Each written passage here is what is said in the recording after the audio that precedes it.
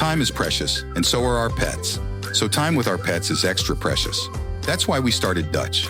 Dutch provides 24/7 access to licensed vets, with unlimited virtual visits and follow-ups for up to 5 pets. You can message a vet at any time and schedule a video visit the same day. Our vets can even prescribe medication for many ailments, and shipping is always free. With Dutch, you'll get more time with your pets and year-round peace of mind when it comes to their vet care. Kempire is brought to you by Mother's Day is right around the corner, and we are partnering with Rose Forever so that you can get yourself or your mother figure something beautiful, something that will last at least a year. So many of you have checked out Rose Forever in our collaborations in the past, and you said, I've had my roses for 2 years. Guys, it might be time for you to upgrade or change those roses. However, we always have a discount code for you. Kempire 20 MD, that's for Mother's Day, is now available for $20 off. It will only be available during this Mother's Day collaboration that we have.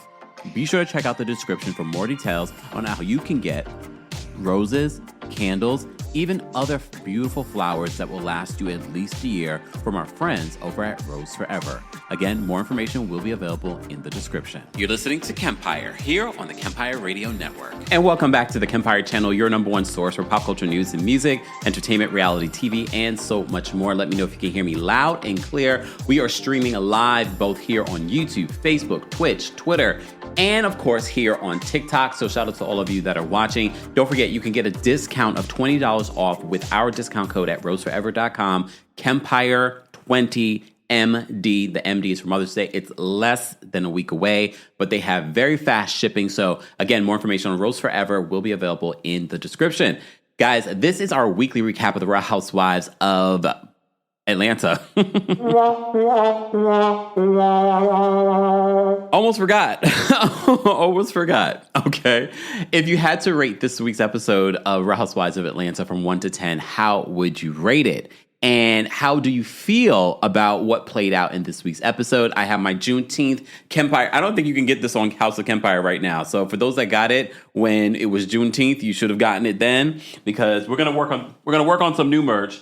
Look, Juneteenth, okay.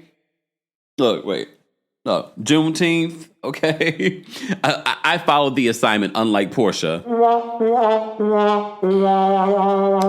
Unlike Porsha, okay. Why would Porsha, especially because it's Juneteenth and your great-grandfather, grandfather, your legacy is about the movement and civil rights. You, of all people, should have came in dressed to the nine in celebration for Juneteenth, but you decided to come in hot pink. And I know what you're saying, and this is why she blocked you. Well, I don't want to be friends with people. Look, friends, you didn't even follow each other. I don't want to be around people that can't take the truth. Damn it.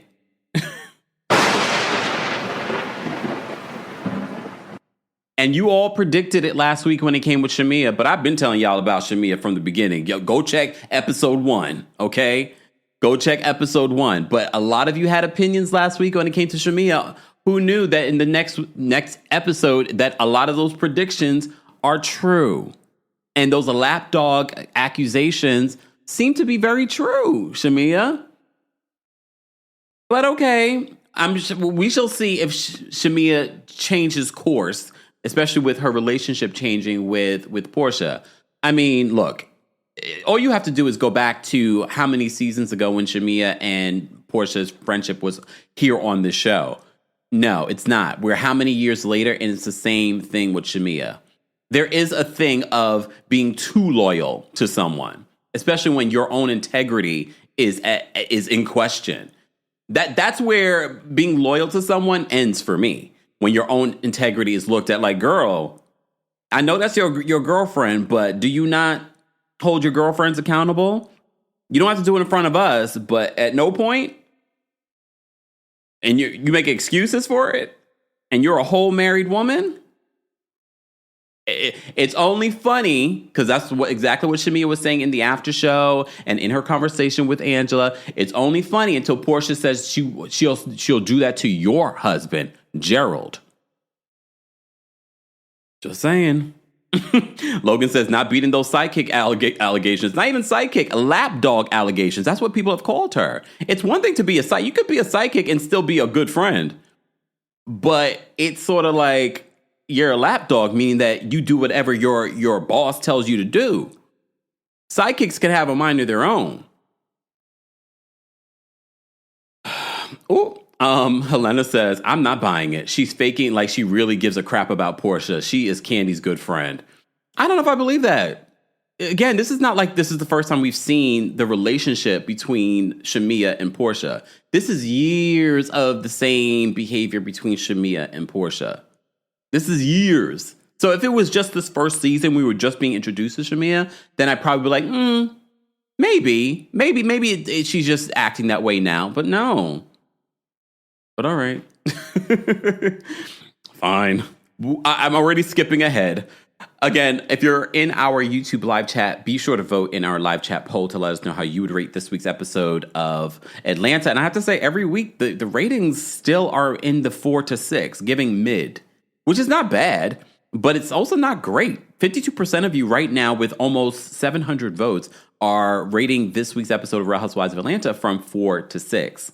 36% of you are rating it between 7 and 10. All right. Speaking of this episode, let's first start off with the very beginning where Cynthia Bailey, because she went to sleep, because the chaperone always goes to sleep first. So Cynthia completely missed all of the drama that happened on this Nashville trip. The chaperone went to bed. See, this is why you're not a good chaperone, Cynthia. You're supposed to make sure that everyone goes to bed when you go to bed. No, but they went to party by the pool and they were twerking and, shaking and doing all these things, okay? And talking about sleeping with other people's husband and calling Angela a big bird. Porsha, you are a terrible liar. One thing, Porsha's telling us one thing in the scene and then telling us another thing in her confessionals. And they constantly conflict. And I'm being generous by saying constantly conflict. She's lying. 1 minute, she didn't say, she doesn't remember saying, I should F Charles. She didn't remember. She said, blame it on the Henny. Girl, you remembered. 1 minute, she didn't remember that she had called Angela a big bird. They were making fun of how Angela speaks. Let me tell you something. Look, we're just getting to know Angela. I'm not going to jump on the train because all of y'all were on the Shamea train in episode 1. Shamea is the glue. Shamea is the it girl. But what I've seen over 9 episodes now of Angela, I'm like, okay, I'm liking the vibe, Angela. I can see how Angela could have fit in yesteryear of Real Housewives of Atlanta. But I still don't know you yet. But that's a Taurus in me. Tauruses don't jump on bandwagons. Tauruses don't, immediately warm up to people. It takes us some time, which can be off-putting to some people. Okay? Someone says, Kempire, Porsha is just a liar. Lies! The lie! I mean, this is not our first season of getting to know Porsha. Go look at the years of Porsha. But the same can be said about Phaedra. It is about to be a lie off this season because there's so many liars on this season of Real Housewives of Atlanta. Who is telling the truth? Even Shamia is lying. Let me see. Who is telling the truth this season? Let me look at this cast. Let me look at the cast again, y'all. Who's telling the truth? Even Angela. Angela has an interesting relationship with the truth, too. So I can't even say Angela. Kelly, I don't know if I believe Kelly either with some of the things that Kelly's spending up a storm, talking about she wants to open up a new chicken and waffles. I'm not sure about that either because, she's getting sued for not paying rent on one of those places that she was trying to rent. Brit, we know, is lying. Damn, all of them are okay. Some of them are worse than others, but damn, everybody on here is a liar in some shape or form. Wow. I don't trust either one of them. But the least liars, I will say, are Kelly, Angela, and Shamia are probably the least liars. And I would even give it to Brit. Least. Like Brit's like right behind. Like she's almost there with them because we caught her in a bunch of lies this season too. Okay. Miss Melon Magic says Cynthia's a liar too, but Cynthia's not a full-time housewife. Okay. Is Cynthia? But did Cynthia lie about anything so far this season?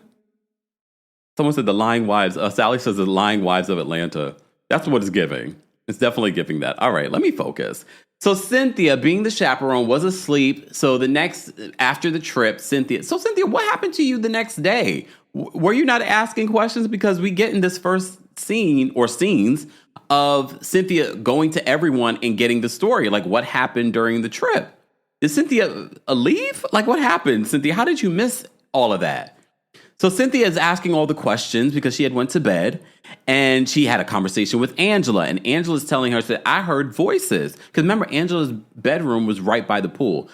I don't think that Angela was eavesdropping. You know, a lot of them were saying that, Angela was eavesdropping and she was trying to listen in on their conversation.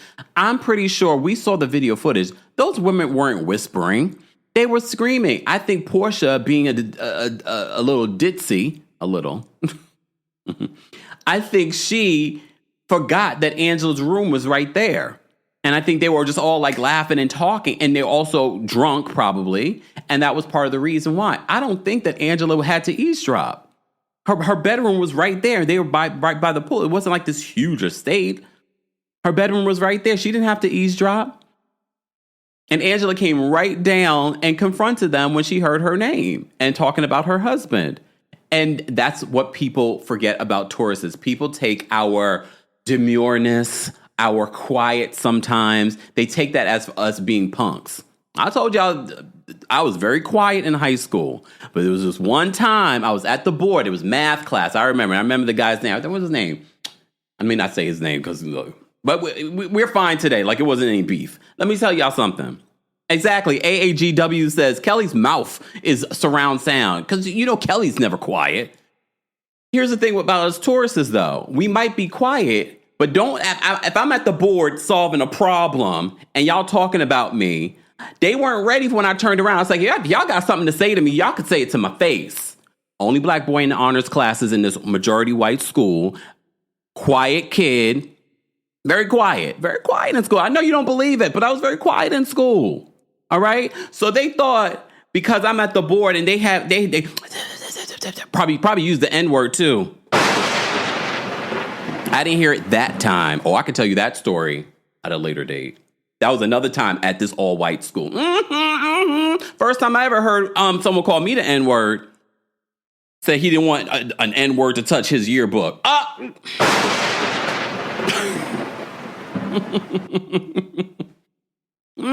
I can laugh about it now. All right, I think there's a video here on my YouTube channel where I talk about it from years ago. Anyway, so I was in the math class. Why is this about me? I was in the math class. I was writing on the board. I was solving a problem. Okay, I remember it was math class. I was solving a problem, and this boy said something. I don't know what he said. They were whispering. I was like. They lucky I didn't go talk real slick because I could have been like, what? Are you checking out my butt? What you got to say? No, but I turned around and I said this. I said, if you got something to say to me, say it to my face, not my back. And they were real quiet. And if they ever see this, they remember, because that was the one time they were like, yeah, don't take Taurus's quiet for weakness, okay? And you're seeing that with Angela right now. You're seeing that with Angela, okay? See, I brought it back around, so let me move on. All right, I'll tell it in my next story, okay? They didn't mess with me anymore after that, though, right? They weren't ready for that. They were like, the black boy ain't gonna say nothing. They're lucky I didn't say it in patois. Then they really would have been like, what he say? So Angela updates Cynthia on what was said. And that's where Angela brings up they were making fun of the way I talk, making fun of the way I dress. Mind you, Shamia talked about this in the after show. Just like, yeah, we were laughing and talking and kikiing and I know I said something about like I never heard of Angela. I've heard of Charles Oakley, but I never heard of Angela. Shamia, girl. Here's the thing, Shamia. First of all, she was like, I never heard of it. She had the nerve in this after show, okay? In this after show to be like, oh yeah, I was just talking about how she dresses and things. I was like, wait, this Shamea is talking about how somebody dresses? Please hold. This Shamea is talking about how somebody dresses? This one? The same Shamea that showed up at the surrogate's office with those big earrings? That Shamea is talking about how Angela dresses? I don't see people talking about how Angela looks during the season and the looks that she's giving. They're talking about you. And see, that's your karma. Because you sitting there hemmed up talking about how Angela speaks and dresses, and you looking like that. Like Elvis. And then she was like, I never heard of Angela. I've heard of Charles Oakley, but I've never heard of Angela. Girl, we only heard about you since being on Real Housewives of Atlanta. You had to tell us that, you were in a group with Carrie Hilson and da-da. And we ain't never heard of that. We ain't never heard of you in that group. Okay? But I ain't never heard of her. Da, da, da, da, da, da. Yeah, because Angela didn't. First of all, Carlos King said that they've been trying to get Angela on the show since season 2? I think he said. So Angela could have been on this show. They've been trying to get her on the show for a very long time. So that's why you ain't heard of her. She plays her position. Okay? Being banned by FINRA. Okay, playing. Everyone can get that. Everyone can get. I'm playing Angela. I'm playing. All right. But what she said, we were talking about how she dresses. She dresses kind of funny and da-da-da. And I'm like, girl, you talking about how somebody dresses? Girl. I'm so glad that you hooked up with our Jamaican gal, Chanel, because she gonna help you. She gonna help you get those fashions together because you have the nerve to talk about how Angela dresses. Ain't nobody been talking about how Angela dresses this season. They've been talking about you. Okay? Exactly. Mia Moore says, a label doesn't mean you can dress because you can. Because I don't know if you guys saw the after show when they were talking about the fashions and she's like, I'm wearing Alaya. That's when you could tell someone's new money. And I know some of you say, oh, well, no, she has money, but you can't tell. You can't tell that Shamia has money or had money growing up. She's like, this is Alaya. It's Alaya season. It's Alaya season on here. Like, girl, stop. All right. Anyways. This week with this whole Shamea stuff, I'm like, damn, we were just talking about Shamea. All the callers were coming for Shamea last week. And I was like, here we go. Now y'all want to wake up and see it. Y'all were calling her the glue in episode 1. All right. So anyway, Angela is updating Cynthia. Porsha's updating Cynthia. And Brit heard that, according to what was being said at the pool that night, Britt said that she had heard that Charles had some sort of outside baby on Angela. But again, we've talked about that. Recently, Angela did an interview on the radio and says, no, that conversation that she had with Wendy mixed it up. It wasn't Charles who had the baby on her. It was her oldest daughter's father had a baby on her. We talked about it. We did a separate video talking about it. If you missed it, you can check that video out. So she did clear it up. I'm sure they'll talk more about it during the reunion. Okay? We shall see. All right? All right. So moving on. Because I don't know if we know the ages of the kids. But yeah. We shall see. We'll see. We'll revisit that situation with Charles. Okay? So apparently Britt said that Shamea must have said that she had heard, or they were all talking, saying that, we hear that Charles has a woman in New York City. Remember, he used to play ball here in New York City. So my antennas went up a little bit. I mean, he is a former, NBA star. So I was like, And then seeing his personality, I'm like, I wouldn't be shocked. I know I asked this last week and I can't remember. What is Charles's astrological sign? What's his astrological sign? I forgot. Is it a Libra? I don't remember what we said. Oh, damn, Tina Bean. Tina Bean says, pipe down, Shamia. I've seen nicer clothes on Fashion Nova. Damn. Lana says, I don't believe Angela. I mean, unless Angela's able to prove it and bring receipts and say, Charles Jr. is this age. Okay. All right.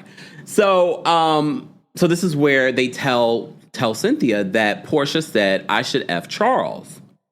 Porsha claims that she doesn't remember saying that. But Porsha says that she would never F someone's husband. Lies. The lie. Oh, he's a Sagittarius? Damn. Angela, you got yourself with a Sagittarius. I know he wrecks your nerves. And that's not saying anything to Sagittarius. I know I love y'all Sagittariuses, okay? But I said I don't think that would be a good match for a Taurus. But maybe it is. Keeps her on her toes, all right? Oh, damn, Elizabeth says, them Sages are real shifty when they travel. Ooh. Did y'all notice when Charles said that he was in Tampa? I said, what in the Ralph? What he doing in Tampa? Like, no one can ever go to... a single heterosexual man cannot go... Not single. A married heterosexual man cannot go to Tampa anymore because of Ralph. Did y'all notice what he said? I was in Tampa when they were in Nashville and she called him. He was in Tampa. I said, what he doing in Tampa? Is he with Ralph? Maybe he was there for work. I don't know. All right. So Porsha claims that she would never F someone's husband. Porsha, but you did. And look, semantics. I know people are going to say, well, she was screwing the pool boy. Now, if Angela brings Fallon on this damn show, I'm surprised she didn't. She seems messy enough. But that would have been interesting if she did, though, right? Now, if Kenya was there, I know Kenya and Porsha are in a good place during this season. But if Kenya was there, she was like, you should bring... I wouldn't be surprised if Kenya would have told Angie, maybe you should bring Fallon. I know Fallon. I can link it up. But here's the thing. Fallon and Simon were still married when Porsha and Simon announced their relationship. Yes, he announced that he was getting a divorce, but they were still married. She says, I wouldn't screw a married man. But you did, technically. I know it's a technicality. It's a technicality. But you did. All right? And word on the street, it's not the first time. You remember what Claudia Jordan said years ago? So it's not the first time. It's not even the second time that technically you did. Technically you did. All right. Brooklyn says Fallon would be a trip. And she would do it. You know Fallon. Fallon would show up. All right? But... that was a rumor. Canadian POV says, isn't Fallon Britt's cousin? That was a rumor. I heard that it's not true, that Fallon and Britt are not related. Okay. You know, Mr. Mellenbach just says, Fallon can stay over there in the shrubs of Atlanta. Not the shrubs of Atlanta. All right. So Shamia then shares a text message with what Angela sent to her. So apparently, I wish they would have shown the full text message so that we could have at least read through it ourselves. But the basic gist of it was that Angela was not happy with Shamia because Shamia is a married woman, Britt's a married woman, and no one checked Porsha in that moment. Shamia shares parts of it where Angela says that this is a fake-ass sisterhood. She says that their morals and values do not align with hers. I was like, this sounds so much like a Taurus right now. This sounds like a Taurus, all right? Wait a second. Diaries of a Black Girl on TikTok says, mind you, Porsha was cheated on by her ex, right? Was she? Which one? Dennis? That was the rumor on the street that Dennis... I don't think it's a rumor. I think that's why they broke up. Okay? CM says R. Kelly was married too. And, oh, yeah. Didn't Porsha have a little thing with R. Kelly? When was that? Was that when he was still married to Andrea Kelly? Andrea Kelly? Andrea Kelly? Andrea? Yeah. I don't know. All right. But yeah, so we already caught you out there in Porsha in multiple lies, okay? She says that she would never do that. Shamia got that text message from Angela where she said, my morals and values do not align with y'all's.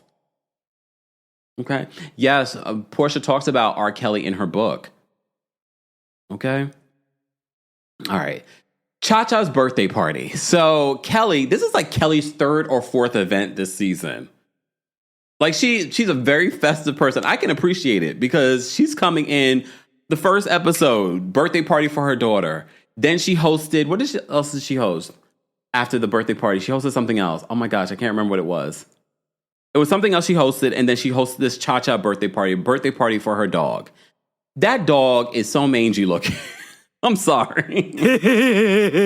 I don't think her putting all those color and barrettes and things like that on the dog makes the dog look cute. When you see the original picture of the dog looks cuter without all that stuff. Right?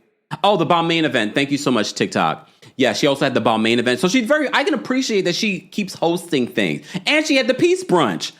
4 events. She's had 4 events. I can appreciate the festivity of it all. But then when we think about the lawsuit and how much money she is being accused of owing, I'm like, girl, this is not going to age well for you. All these. But anyway, back to the dog. I'm sorry. This is like her kid. So I feel bad talking about the kid. But the kid is cute, but putting all that stuff, and she says she spent nearly, well, she said in the confessional $1,000, but in the after show, she says like in the upwards of $5,000 on this dog getting the nail. I don't think the dogs like this. I know the dogs may not act up when you do these things to them. I don't think the dogs like this. The dog does look mangy. You saw the old picture of the dog when the dog didn't have any of the dye and all the barrettes and the eyelashes. The dog looked cute. But she says the reason why she does that because the dog was stolen. Get the dog chipped. And you wouldn't have to worry about that. Get the dog chipped.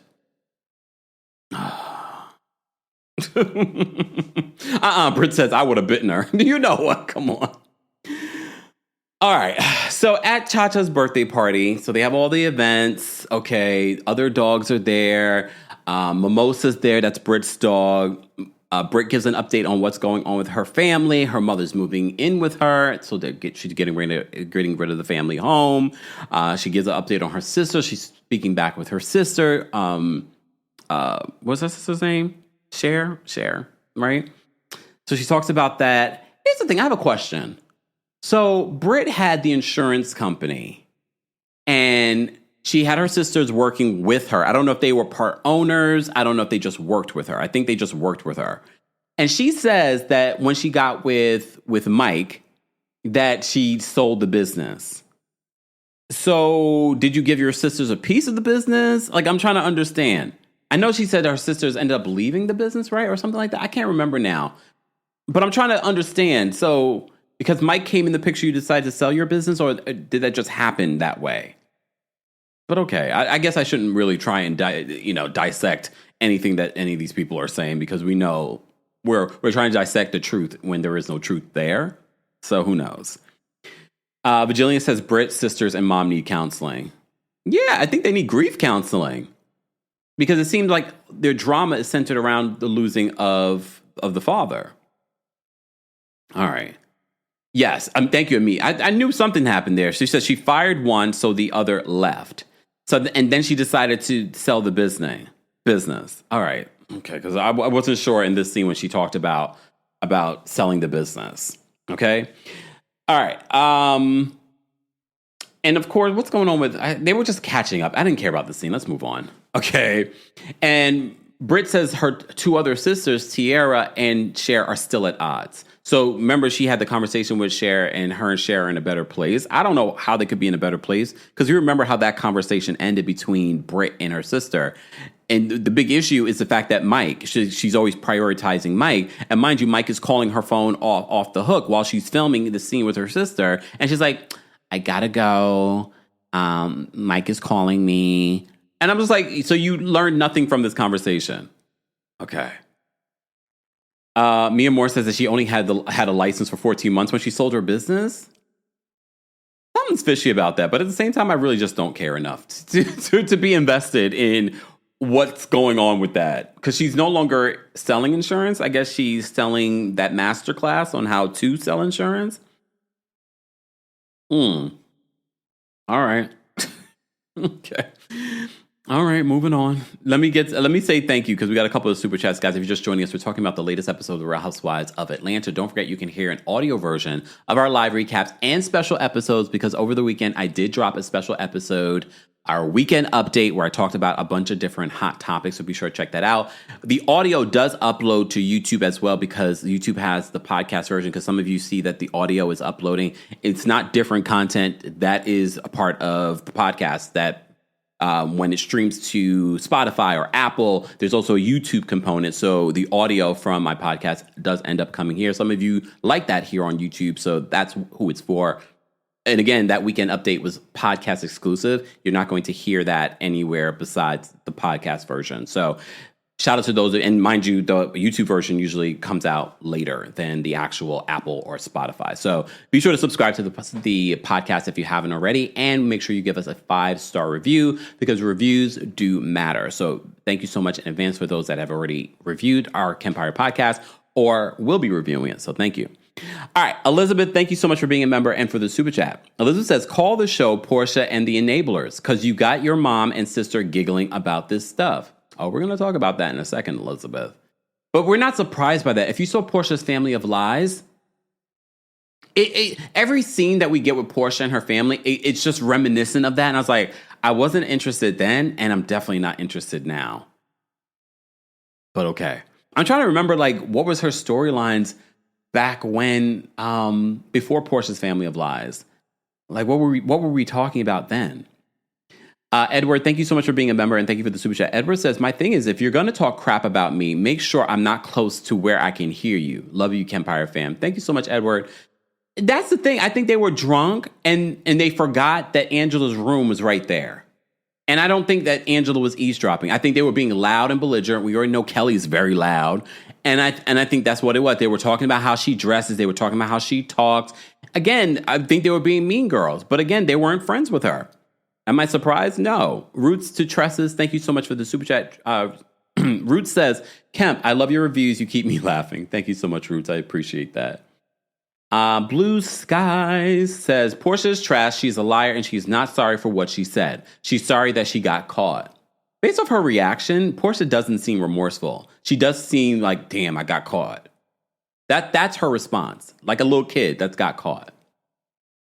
Tamika says she was pregnant. Oh yeah, I'm just trying to remember, like, what was her, like, personal stories back then. Blue says, I told y'all she is the new Cousin Faith. Brit can go as well. She really is the Cousin Faith right now. Kendra, thank you so much for being a member and for the super chat. Kendra says Shamia wanted to fight Marlo for saying that she wanted to screw her man, yet she acts like what Porsha said wasn't foul. Trifling and bird behavior. Hurry up, Real Housewives of Miami. Happy early birthday, Kempire. Thank you. I keep forgetting, like, my birthday's less than a week away. Mother's Day birthday, for those that didn't know. Yeah, Mother's Day. Mama Allie, thank you so much for the super chat. Mama Allie says, in the second grade, a little girl called my best friend, an N-word, and I punched her in the face.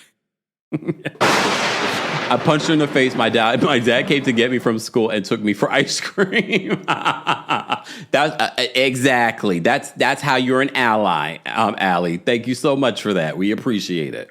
Miss Esquire, thank you so much for the super chat and for being a member. Miss Esquire says, is anyone else so tired of men taking up too much of the conversation on RHOA? Nobody cares about these men. Are we talking about the scenes with Angela and Charles, and then the scene with Dennis and Porsha?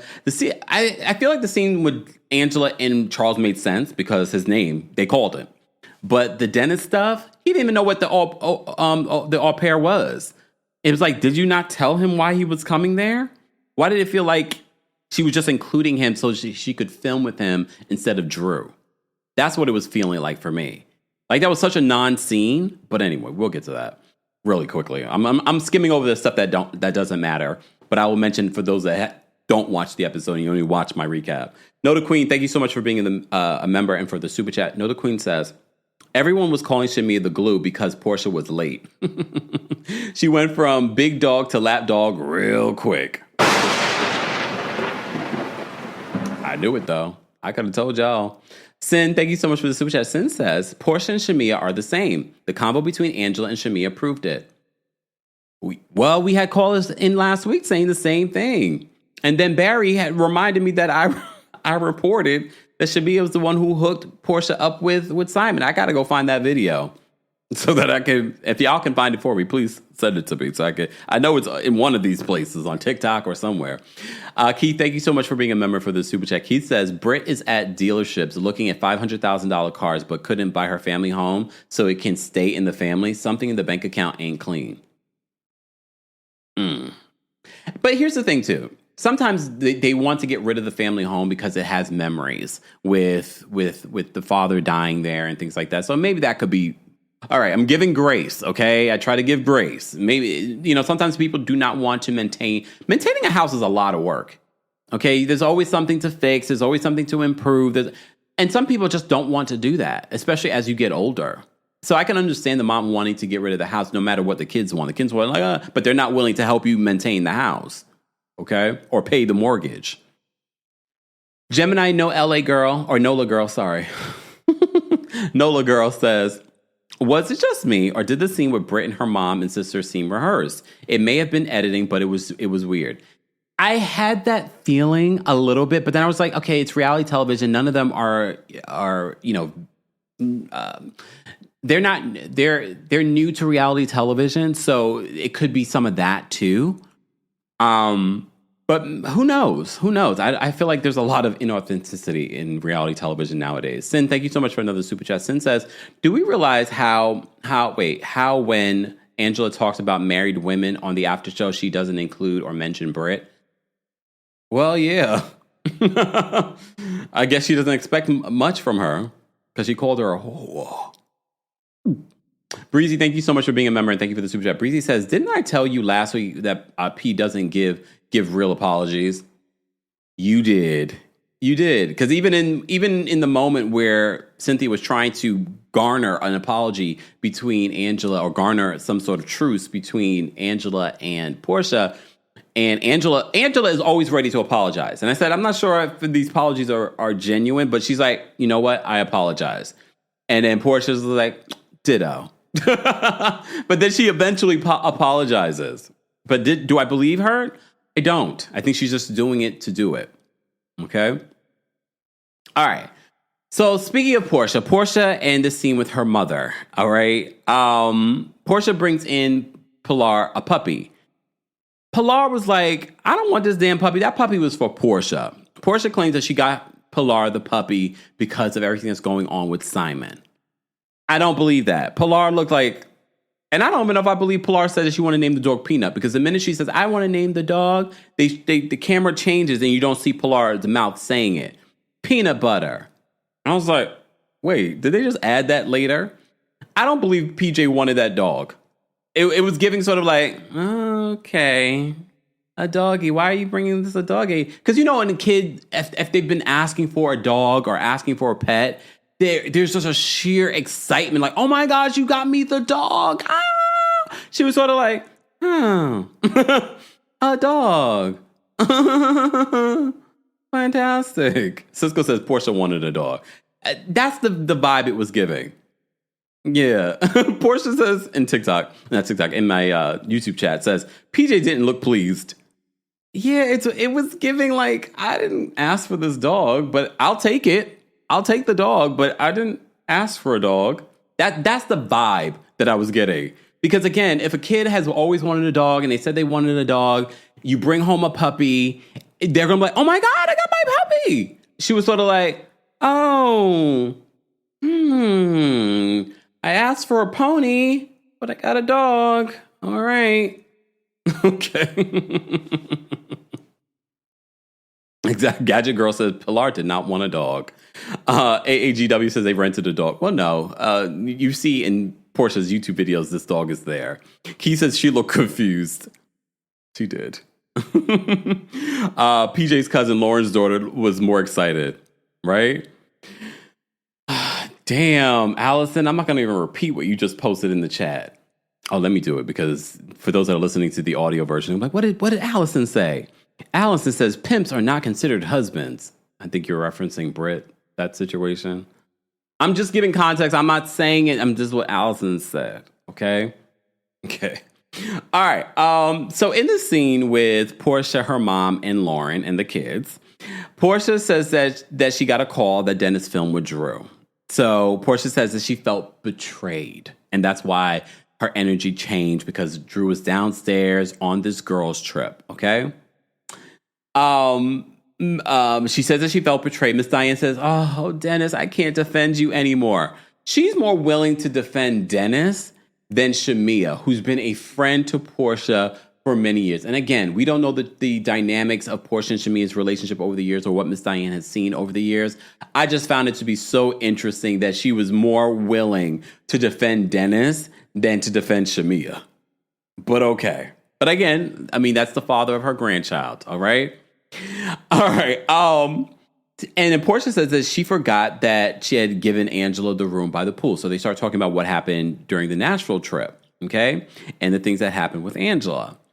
Porsha says that she doesn't remember saying that she would sleep with Charles. Oh wait, I froze. Please hold. This damn thing.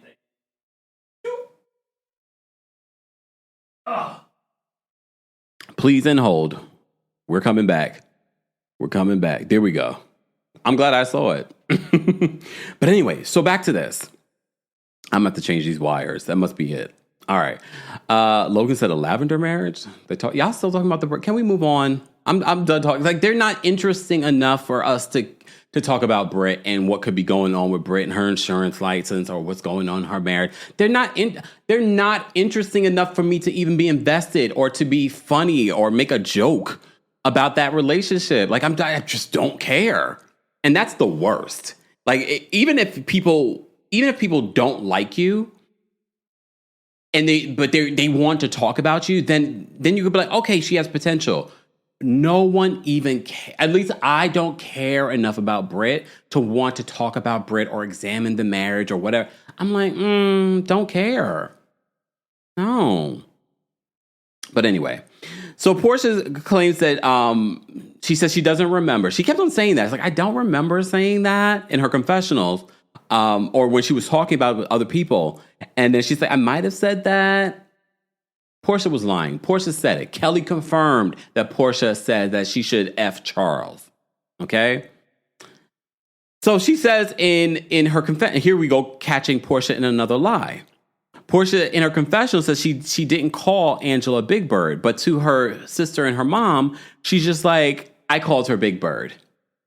So why are you lying in your confessional how many weeks later? Like, it doesn't make sense. Like, you just lied to lie? All right. Fine, just lie to lie. At least own it. I can understand maybe lying about the whole Charles part, but now you're lying about calling her Big Bird? And Angela at the Juneteenth party says, y'all gonna call me Big Bird? I'm gonna wear yellow. Angela, of all people, doesn't have a problem being a big, tall woman with a size 11 shoe. I don't know if it's size 11. But you get what I'm saying? Like, I like that about her. Like, she owns it. She's like, yeah, I'm a big woman. I'm a tall glass of water. Okay, she's been saying that since like episode 1, so she doesn't have a problem being a big woman. Okay, I like that. All right. Janice says Big Bird somewhere like, how the F I get in it? Big Bird's going to be like Miss Netta, just happy to be a part of the conversation. Okay, hold on. But y'all brought up Miss Netta. Hold on, where's my Miss Netta thing? Did I get rid of it? Damn it. Oh no, here it is. Huh? I was mentioned on Housewives last night. Probably was, because Drew Sidora, me and Drew Sidora, we reach out. I didn't even look at that. But I might go check it out. Me and Drew Sidora. Miss Netta, stop. Miss Netta, stop. Okay. All right. I need to put that in like the sound machine over here. Okay. Guys, if you haven't already, be sure to like the video. We have over 3,000 of you here for our Real Housewives of Atlanta recap. Probably better than your ratings right now. Sorry. Let's get to 1,000 likes. I will be dropping the call-in link for members first. So if you're a member of the channel or you want to become a member of the channel, make sure you subscribe at teamkempire.com/join. Okay? Exactly. So Mellow probably was. And for me, I love that. I'm going to keep that in there. Okay. So we can go back. All right. So, but here's the thing. Here's what I got from the scene with Porsha, Lauren, and Miss Diane. And I said this on Twitter. If you follow me on Twitter or Blue Sky or wherever it may be, I said this before. I feel as if no one in Porsha's life, from the people that work with her, from Dennis, Dennis is just happy to feel like Porsha's fighting over him with Drew. Dennis is just happy to be here and part of this conversation. I think Dennis still wants to, Dennis still wants to be with Porsha. If Porsha says, let's try again, he would do it. Okay? He likes the fact that Porsha is seemingly fighting over him and fighting to film with him, and now she's being nice and sweet to him now because of the threat of filming with Drew. And now she's pulled him into her confessionals. So he's just happy to be a part of the conversation because either way, he's like, I'm gonna sell this Drew album, and now I can flirt, and my baby's mother is kind of flirting with me. He's just happy to be a part of. Dennis is lame. All of these men on these reality shows that act like this, Peter Thomas, all of them are lame. Okay? Coco says Dennis loves the camera too. He does. And he's a liar. We've caught him in multiple lies. Even though I have to say, when they try to make it seem that he was lying, I was like, well, the cameras could have been there when he first arrived at the studio and Drew didn't tell him. So they try to catch him out there in that lie. But I was like, that doesn't really necessarily make him look like the liar. Because for all we know, those cameras could have been there when he got to the studio and he didn't know that they were going to be there. But anyway. But here's my issue. I feel like people in Porsha's life never hold her accountable. She's surrounded by yes people. And she's okay with that. Porsha is clearly okay with people saying yes. That's literally, as I'm watching the scene, I'm just sort of like, no one is holding her accountable. Well, Porsha, should you have said something like that? Or no one. And I get it. Family is going to ride with family, and maybe they're not going to call her out on television. But I feel like they never call her out, and that's why Porsha does what she does and continues to do what she does. Okay? And again, I just got flashbacks of watching Porsha's Family of Lies. I was like, oh, here we go again. That's the vibe it gives. And I have to say, for those that watch the episode, you could fast forward through those scenes. It's not offering entertainment. It's not funny. It's not fun. There's nothing from those personal scenes with Porsha and her family that's like engaging. I don't care. Almost like Brit. I don't even care. Again, she's giving friend of vibes. Like, oh, we don't need these scenes. They're giving her these scenes because she's getting paid as a full-time housewife, but she's giving friend of vibes. I don't care about what's going on at her home. It's giving Sheree eating chips at her kitchen island. Don't care. That's me though. Some people don't mind these scenes with Miss Diane, Lauren, and Porsha. I don't honestly care. Especially after watching, I'm like, who cares? All right. So Shamia goes to meet with Shadina, who was the surrogate for Shiloh. All right. Shamia gives us a quick update on Shiloh. Shiloh is able to put the pacifier in her own mouth. But as you know, Shamia wants to be able to have another kid. Shamia talked about this a couple of episodes ago about being pregnant and then losing the baby. So now she's going back on the surrogacy journey. Here's the thing. When you get a surrogate, you never expect what happened with Shiloh to happen. And they talked about this before. So now she's about to do the surrogacy journey again. And they found a surrogate. We get to meet the surrogate. They FaceTime with Gerald so Gerald could say hello to the surrogate. So they're about to start this process of having another baby. I'm happy for Shamia. Fantastic. You want to expand your family? Wonderful. And honestly, after what she went through with Shiloh, I'm sure she wants to just have a healthy baby, a healthy experience. We talked about this when Bozema talked about this on Real Housewives of Beverly Hills. People were like, I don't understand why she would want to have another baby. But when she explained, she was so fearful with her last pregnancy. She lost the previous pregnancy. I could understand, if I want to rationalize this, that she wants to have a pregnancy where she can enjoy it. So I kind of get that feeling from Shamia. That's what she wants. She wants to expand her family, and she wants to be able to enjoy that experience. Fine. What I don't, this is where Shamia can be cringy. She was like, and on 3, we'll say pregnancy, hands in. And on 3, we say pregnancy. I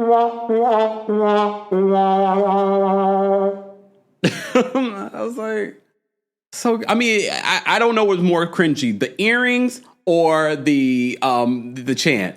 1, 2, 3, pregnancy. Like, that was corny. Like, I'm wishing you the best. I'm wishing you a healthy pregnancy. Like, that's fantastic. But I was sort of like, and she was like, on 3. I think they both were like, okay, yes, wow, pregnancy. 1, 2, 3.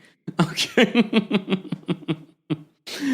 All right, let's move on. So Angela and Charles are working out. You know what I can appreciate? That Charles, he's no longer he's an NBA legend, but he's no longer playing basketball, but he still takes his fitness seriously, okay? He's got to be fit for those other women that he got here in New York. I'm kidding, come on.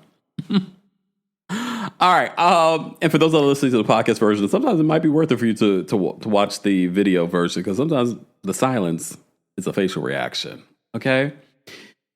All right, so Angela and Charles are working out, and Angela says that he still works out every day, and he's always pushing her to work out, and we see them doing this workout. So they stop. Charles, she mentions when she FaceTimed with Charles, or she called Charles while she was in Nashville, he says, oh yeah, while I was in Tampa. Tampa? Well, how'd Tampa get in this? Okay, he was in Tampa. All right. Charles, and I said this before last week, I've said this on Twitter, Tauruses do not want yes people in our lives. Unlike Porsha, we don't want yes people. At some point we need you to support us though, because we're not going to always ask for support. However, I can appreciate this relationship with Angela and Charles because he's going to tell her what the haters are going to say, okay?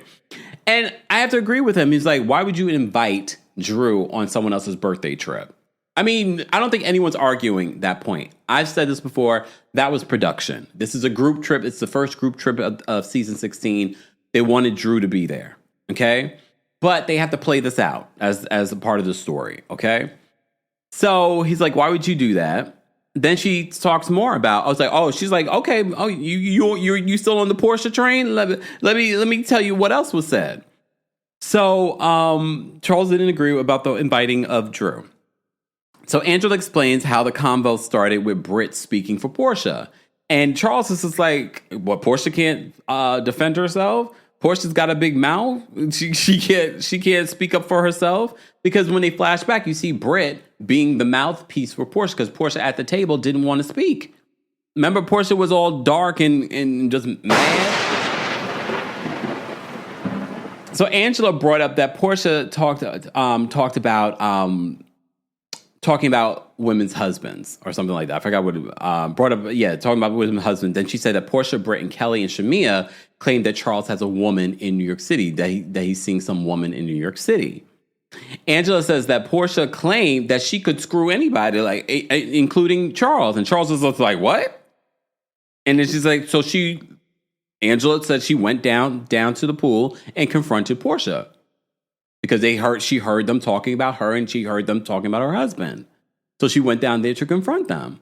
And then when you see the surveillance video, the footage, you see Porsha immediately when Angela confronts them, Portia's just sort of like, she wraps herself up and she walks away.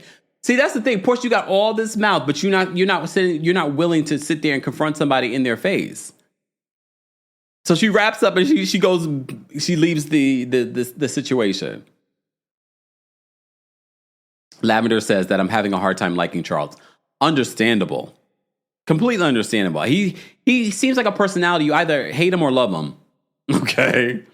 It's giving the Todd father from Real Housewives of Salt Lake City. Kind of like that. I don't definitely get, because the Todd father even has like a soft spot. I haven't got a soft spot from Charles yet. So maybe not the same. Let me see what you guys are saying. Coco Vibration says, Angela's the only one anchoring. She's able to show layers and personality. Candy would have been a good addition to hold more people accountable and layers to their stories. Well, both are Tauruses, so that might be what you're seeing in both personalities. Okay. Isis says, I'm going to give you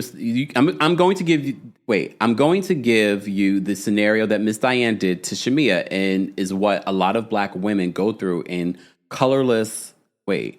She's willing to accept the fault and flaws of dark hue of a man when it comes to, I didn't see the rest of your comment here, Isis, but I think I understand what you're trying to say.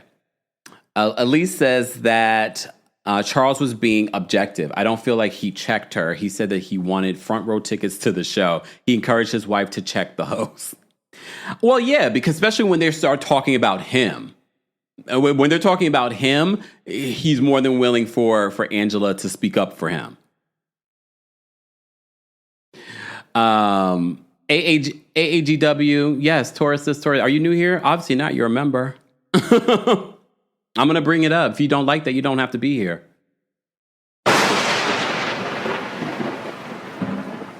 This is a review, my opinion. Okay, this is not CNN, where CNN's not going to talk about astrological signs. We talk about astrological signs. You can either engage in the conversation or not engage in the conversation. Okay. All right. Moving on. So she mentions what Porsha had to say. So she's like, "Are you still rooting for Porsha now?" And what they had to say about you? But all right. Speaking of Porsha, so Porsha and Dennis. Here comes another scene that I just did not care about. So we meet Porsha. Portia's getting an au pair for PJ. So she invites Dennis so she can film with Dennis, and this is where we get a confessional with Dennis. But we knew that this was happening because Porsha posted this on her social media. Bring your baby's father to work day. So he sits down for a confessional. And he's just like, "So what's the au pair supposed to be doing?" So you invited him to meet the au pair, but you didn't tell him what she was there to do.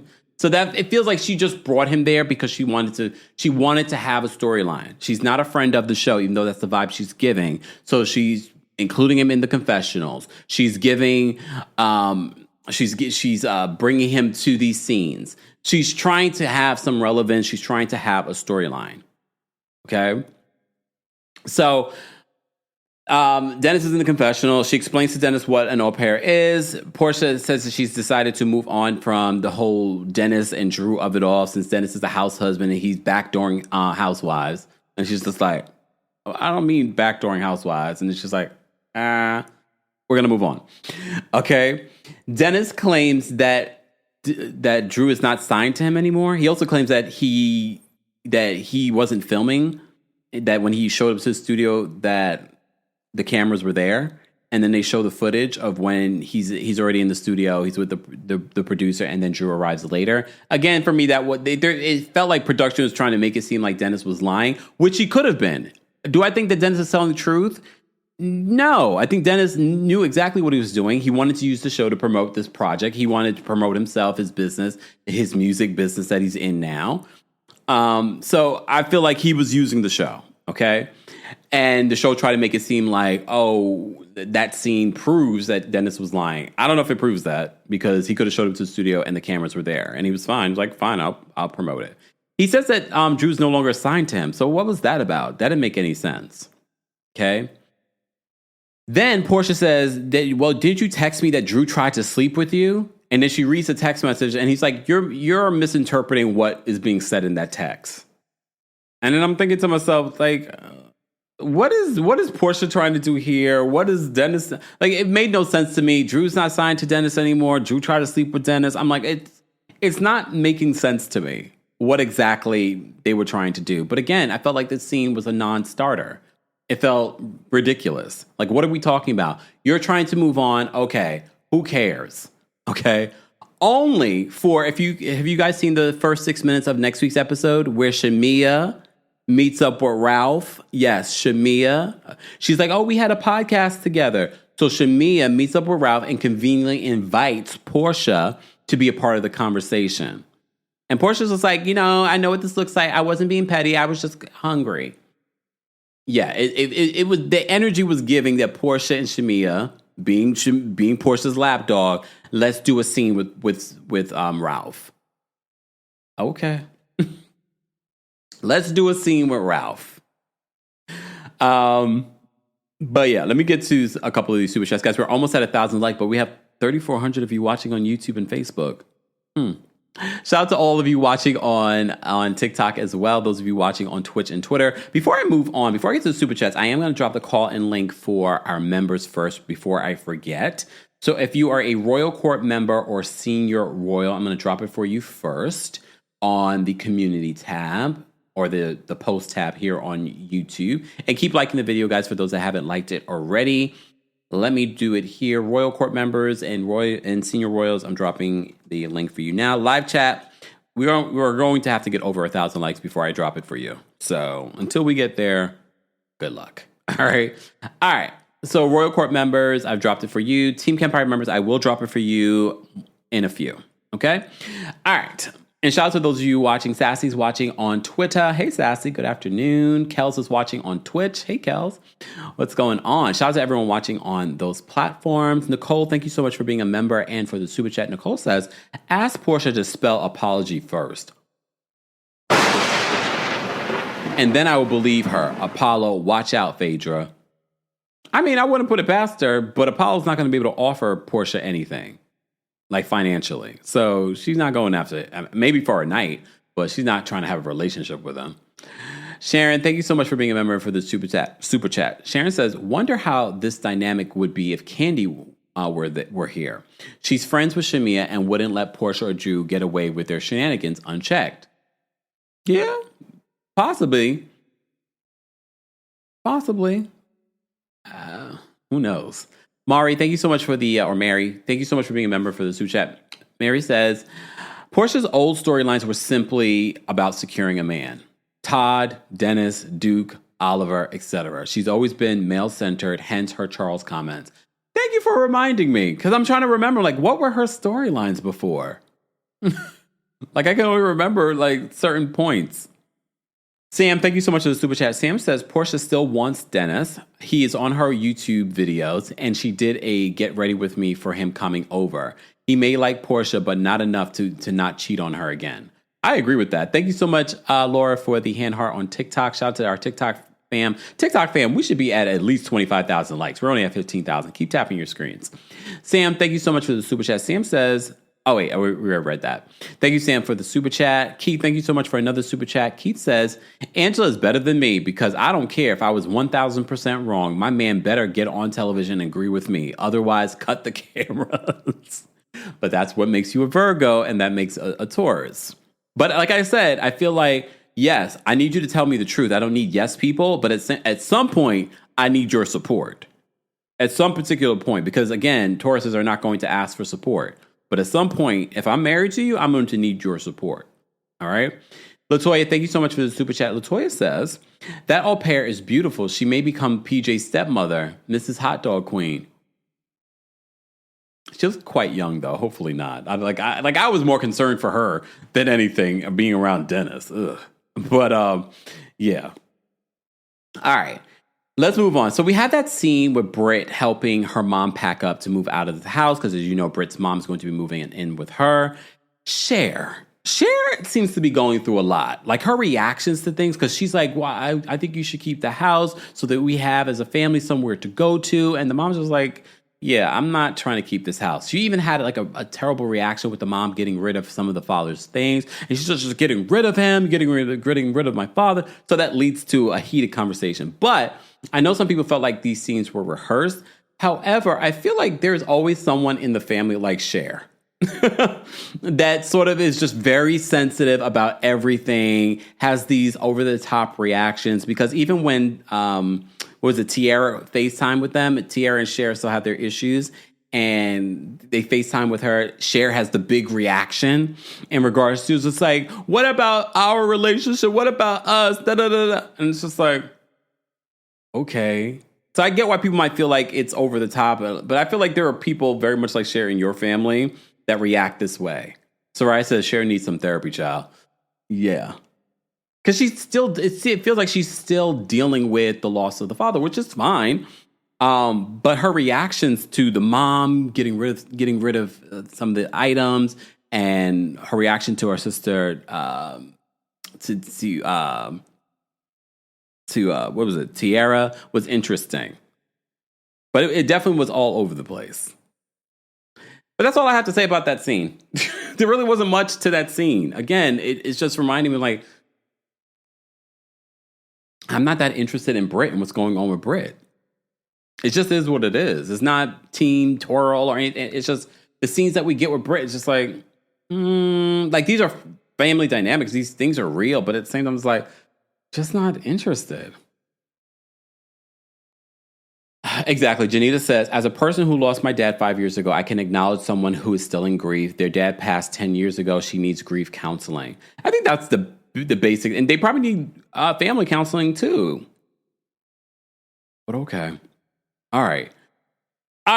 Moving on. Demi, thank you so much for the super chat. Demi says, gee, I wonder how she threatened him to make him drop Drew. Also, why didn't Drew say anything?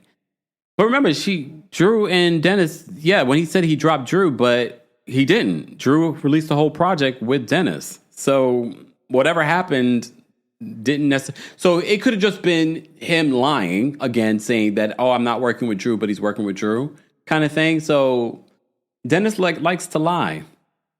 Okay, so, and clearly because he does end up working with Drew. All right.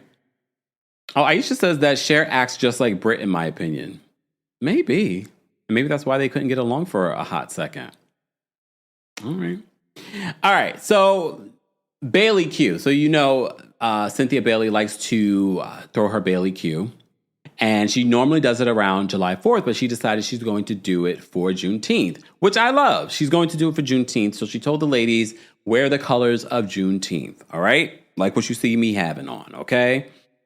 And not everyone did that. Okay. More specifically, I feel like everyone else did it except Porsha. Porsha ended up coming in like a pink outfit.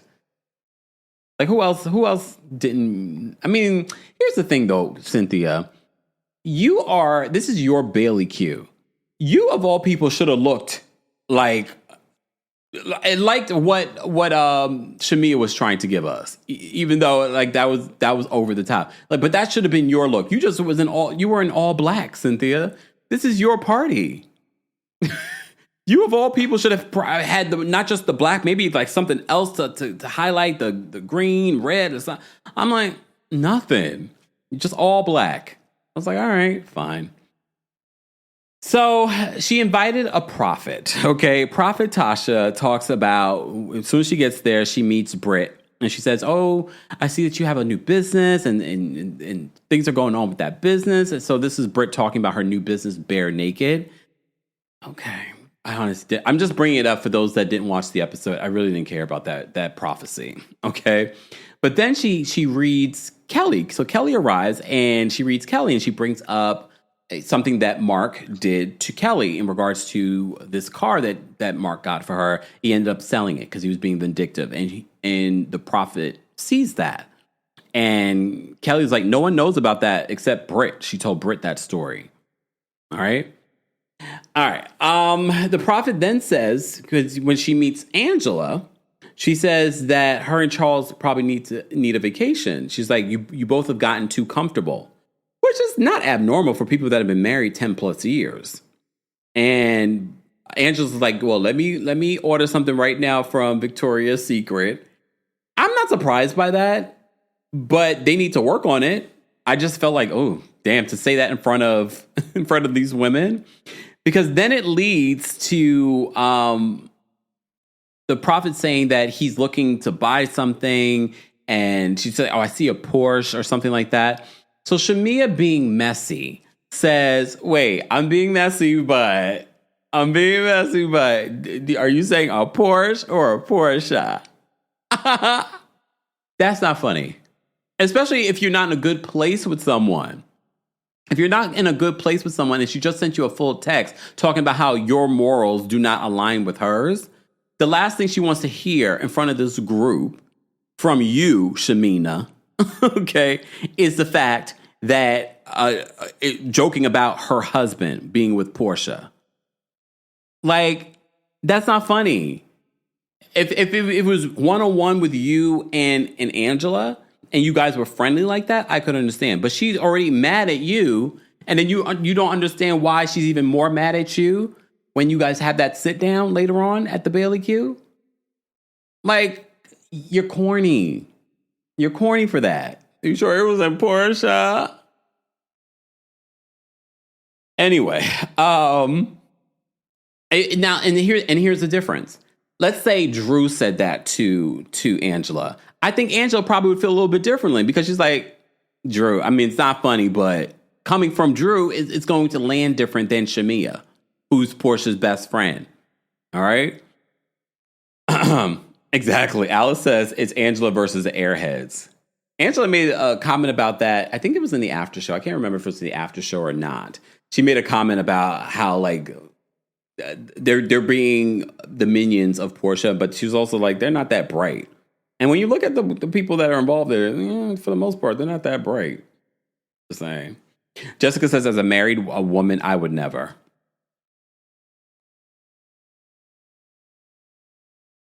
Oh, Pure Luxury Song says Shamia playing and Gerald will get himself a Porsche. All right, so Shamia makes that joke. All right, and then hold on. So the prophet says that when everything is said and done, so Portia's there, and she says when everything's said and done with Porsha and Simon and the divorce, she says that her and Simon will be friends again.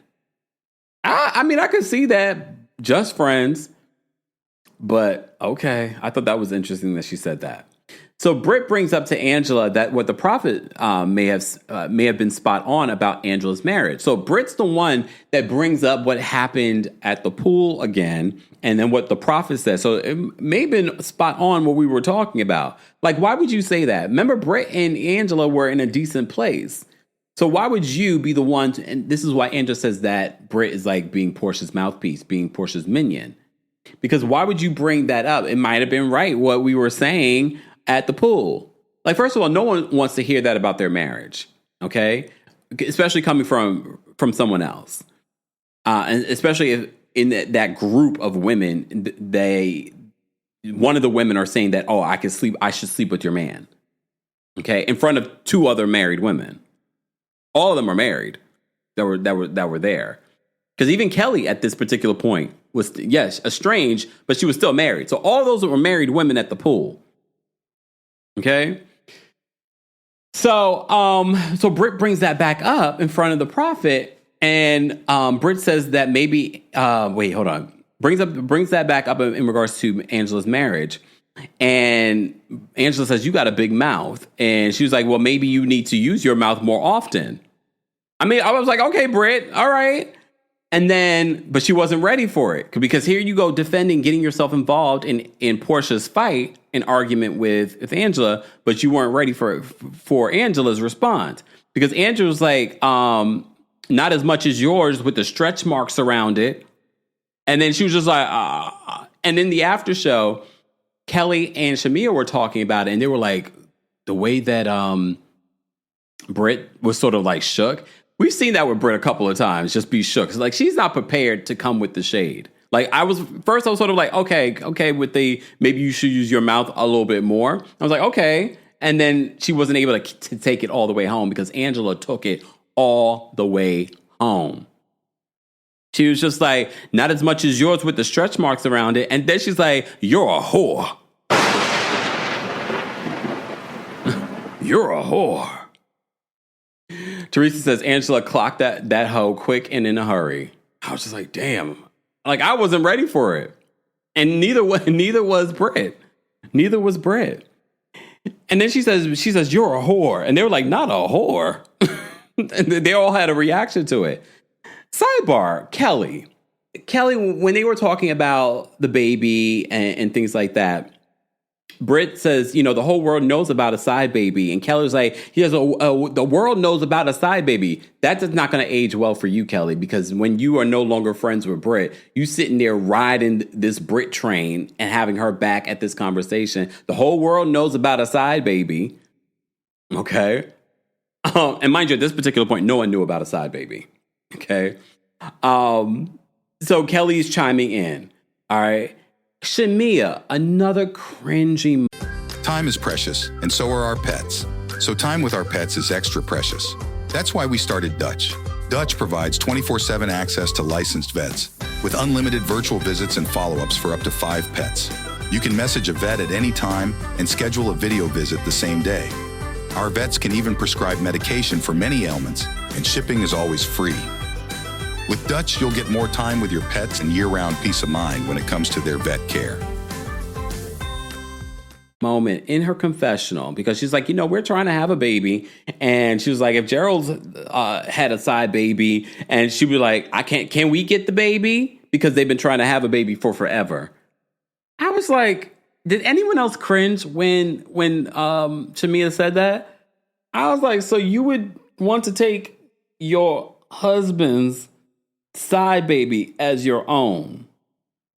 I know she was trying to be funny, but again, in this one episode, it's Shamea making a cringy comment. I was just like, she's like, we've been trying to have a side baby, but I guess we'll just take your side. I was like, Shamea, you're not. I think a lot of times these housewives try to be funny, witty. They think this is what they're supposed to do and say. They're trying to be iconic, and it's just not landing. It's just not landing. It was just like, you would take the side baby as your own because you've been trying to have a side baby? I probably would have been like, oh, you got a side baby, I'm leaving you. And look, we know she was trying to be funny, and it didn't land. It didn't land. It just was another cringy moment with Shamea in this episode. All right, so Cynthia being the chaperone, okay, and the peacemaker and the moderator and the mediator, she says she's going to pull Porsha and Angela aside so they can have a conversation. So Porsha and Angela have a conversation. So Angela brings up the comment that Porsha said about effing Charles, okay? But Porsha in that moment says, I didn't say that. I didn't say that. Then Porsha says, in her confessional though, Porsha said, it was a stupid comment that I shouldn't have made it. And it's like, well, maybe I should have, because we were having fun with my friends, and that's why I said it. It's like, huh? Yeah. So eventually in this conversation, when Cynthia comes back to see like where they're at with this conversation, Angela does apologize because Porsha was just like, why am I apologizing? She was talking about my husband. And then Angela apologizes for the comment that she made about the whole conversation about, why'd you take that woman's husband? Mind you, yeah, people are still wondering why we're not holding Porsha accountable for what happened in her last season. She's refusing to talk about how that played out. But again, is she going to tell us the truth? No. So I'm just sort of like, I'm done with it. I don't care about it at this particular point. Okay? But Angela does apologize for it. And then Cynthia's like, and you, Porsha? And Portia's just like, ditto. And then she does eventually apologize. But okay, fine. So then Shamea is brought over by Cynthia so that she can have a conversation with Angela. I didn't think the issues between Shamea and Angela were that deep, but they decided to have a conversation. I think, if anything, the issues were deeper between Britt and Angela than Angela and Shamea. But anyway, so Shamea comes over. So Porsha and Angela seem to be good in their conversation after they sit down for this conversation. But do you think, would you ever be good with someone after they said, I should F your husband? I don't think you would be, right? We can move forward, but I got my eye on you. I got my eye on you. Like, we're not good. So Shamea comes over and she sits down. She's like, I want to talk about the text message that you sent. Okay. So Angela says that she feels like, as a married woman, that she expected Shamea to check Porsha. Here's the thing. I don't think I would expect Shamea to check Porsha in front of me, but I would expect Shamea not to be like, that's not, in that moment, like, that's not funny. But I'm telling you, if Shamea said to Porsha, Porsha, you shouldn't say that. That's not funny. Porsha would give her the death sentence. Porsha would be mad at her. But again, that's not a friend, Shamea. If you cannot tell your friend when they're wrong, that is not a friend. At y'all big age, 40-something-year-old women, you can't tell your friend. Like, yeah, that's not funny. Because I would be concerned if my friend, and again, you all have said it in regards to Shamea and how the accusations of how she hooked up Porsha, not accusations, she said in the comment section, how she hooked up Simon and Porsha, okay? So, but I would be concerned that this it seems to be a pattern from my said friend. So, Angela says in this conversation, like, I would expect you to check Porsha for making a comment like that, being a married woman. I guess she doesn't expect that from Britt, because Britt's also married. And look, Kelly, at this particular point, is married, has been married. All these people are married women. Okay? Candy says she would. Heatha says that Candy would have checked Porsha. Yeah, I think she would have too. I definitely think she would have said something in that moment, like, "That's not funny. Like, that's not funny. Let's not say that." So then Shamia says, "Well, I laugh at everything, and we were having a kiki," and she was like, "And it was some funny-ish." Oh, that was funny. It's only funny, Shamia, until it's your man. And a lot of you, when I said, why didn't Porsha just get dressed at Shamia's house for her birthday party? And a lot of you said, well, maybe Shamia doesn't want Porsha around Gerald. And I was like, oh, maybe. And maybe she thinks, oh, Porsha would never do that to me, until she does. She has a pattern. So, Shamia doesn't understand why Angela is dragging it with her in regards to holding her feet to the fire. And she's like, I'm sorry, exclamation point. Did anyone else? I was like, wait, did she mean exclamation? She said, what did she say? Exclamation point marks, exclamation marks. I was like, I think she means exclamation, but okay. I get words messed up too. But when she said exclamation, I said exclamation. Have I been saying, don't you hate it when someone says something incorrectly, then you start questioning yourself, like, am I saying it incorrectly? Is it exclamation or is it exclamation? All right.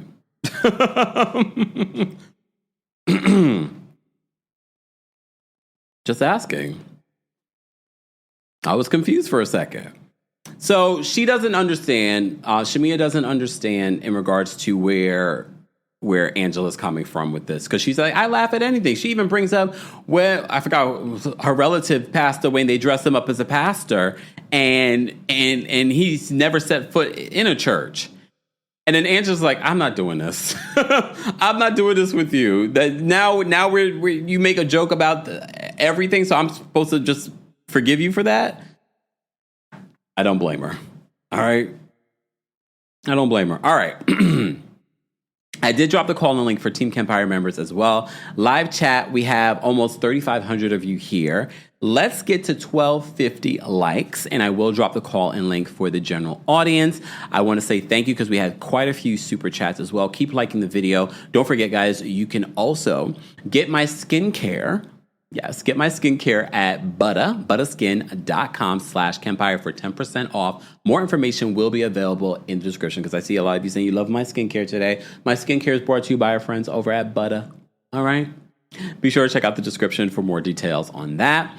Kendra, thank you so much for being a member and for the super chat. Kendra says, Dr. G's singing was better than this episode.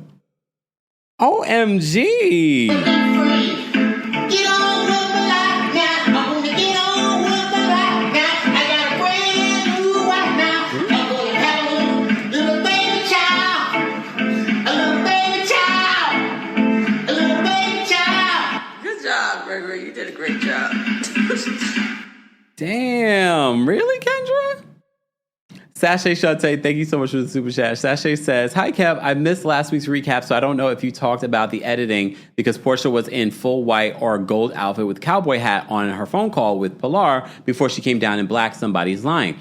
I did talk about that last week. I was like, did she change? Like, what was that about? Because she seemed okay when she called Pilar. So I don't know. I guess maybe she changed. Maybe her mood changed. I don't know. Who knows? Or was it bad editing? I don't know. Candy Cane, thank you so much for the super chat. Candy Cane says, correction, Shamia is not a lap dog. She is the purse poodle. Damn. Damn. Ali, thank you so much for the super chat. Ali says, Britt's mom gives me, she married and started a family young. She was a child raising children, and that's why her daughters behave the way that they do. Oh, that's an interesting perspective. Maybe. Lashonda, thank you so much for the super chat and for being a member. Lashonda says, the way Angela read Britt, I feel like Kenya was there in spirit. Oh, she did that. It would make me interested to see what Kenya's reaction would have been. in that moment. Can you imagine if Kenya did not leave the show and she was still there? And of course, she probably still would have had beef with Britt. It would have been interesting to hear her confessional with that. I know she probably watched it and was just like, yes. Mr. Cartez, thank you so much for the super chat. Mr. Cartez says, if you want to find the shade, just look for the oak. Come on now. She's living up to her tagline, Angela Oakley. If you want to find the shade, just look for the oak. Just saying. Thank you for the reminder. V, thank you so much for the super chat. V says, Shamia supporting Porsha's behavior is wild, especially as a wife herself. How can you co-sign someone constantly crossing boundaries with married men? That's the part, V. It's not like it was just a one-off joke. It's the constant accusations of her crossing boundaries with married men. Loyalty shouldn't come at the expense of morals. That part, V. Loyalty should not come at the expense of morals. And that's exactly what Angela said in her text message to Shamia. She's like, my morals and values do not align with you guys. I wonder how VENMO feels about that, though.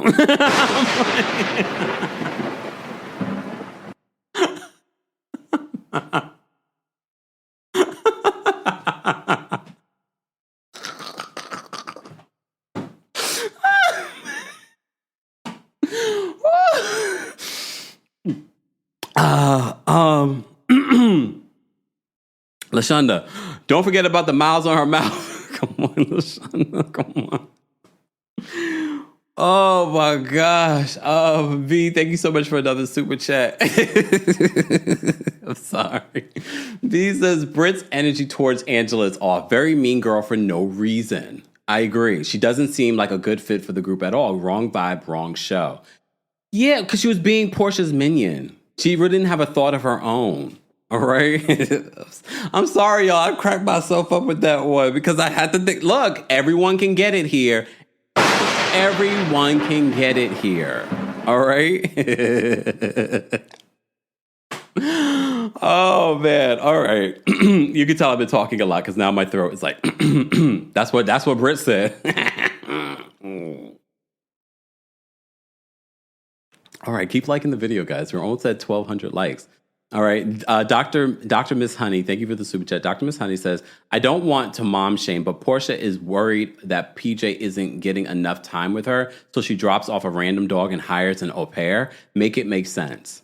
Well, yeah, look, I mean, you say you don't want to mom shame, and so I know your intention is good, but you bring a valuable points.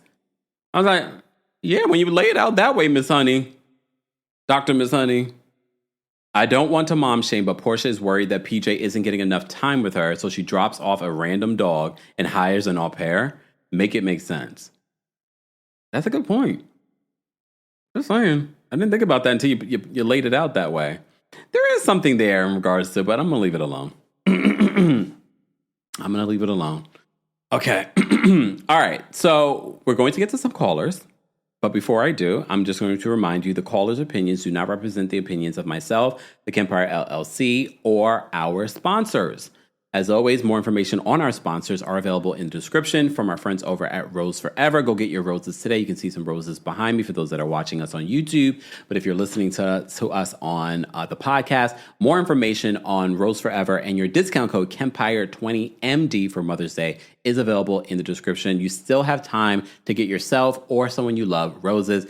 And shout out to those of you that have been asking and requesting me on CAMEO so that you can get your CAMEO from me for Mother's Day, birthday, anniversary. Until May 10th, there is an exclusive discount available right now for CAMEO. If you've been wanting to get a personal message from me or pick me up comment from me, go book me today on CAMEO, TheKempire. More information will be available in the description. Okay. All right.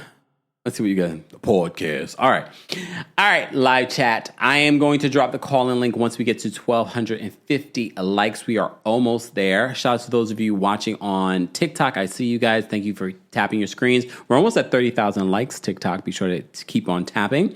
Let's get to our members. Our members are backstage members. You will only get 30 seconds because, we have a long line backstage of people that want to share their thoughts on the Real Housewives of Atlanta's latest episode. Let me look at how you guys are rating this week's episode. And for those that are watching on TikTok, be sure to let me know how you would rate this week's episode of the Real Housewives of Atlanta from 1 to 10.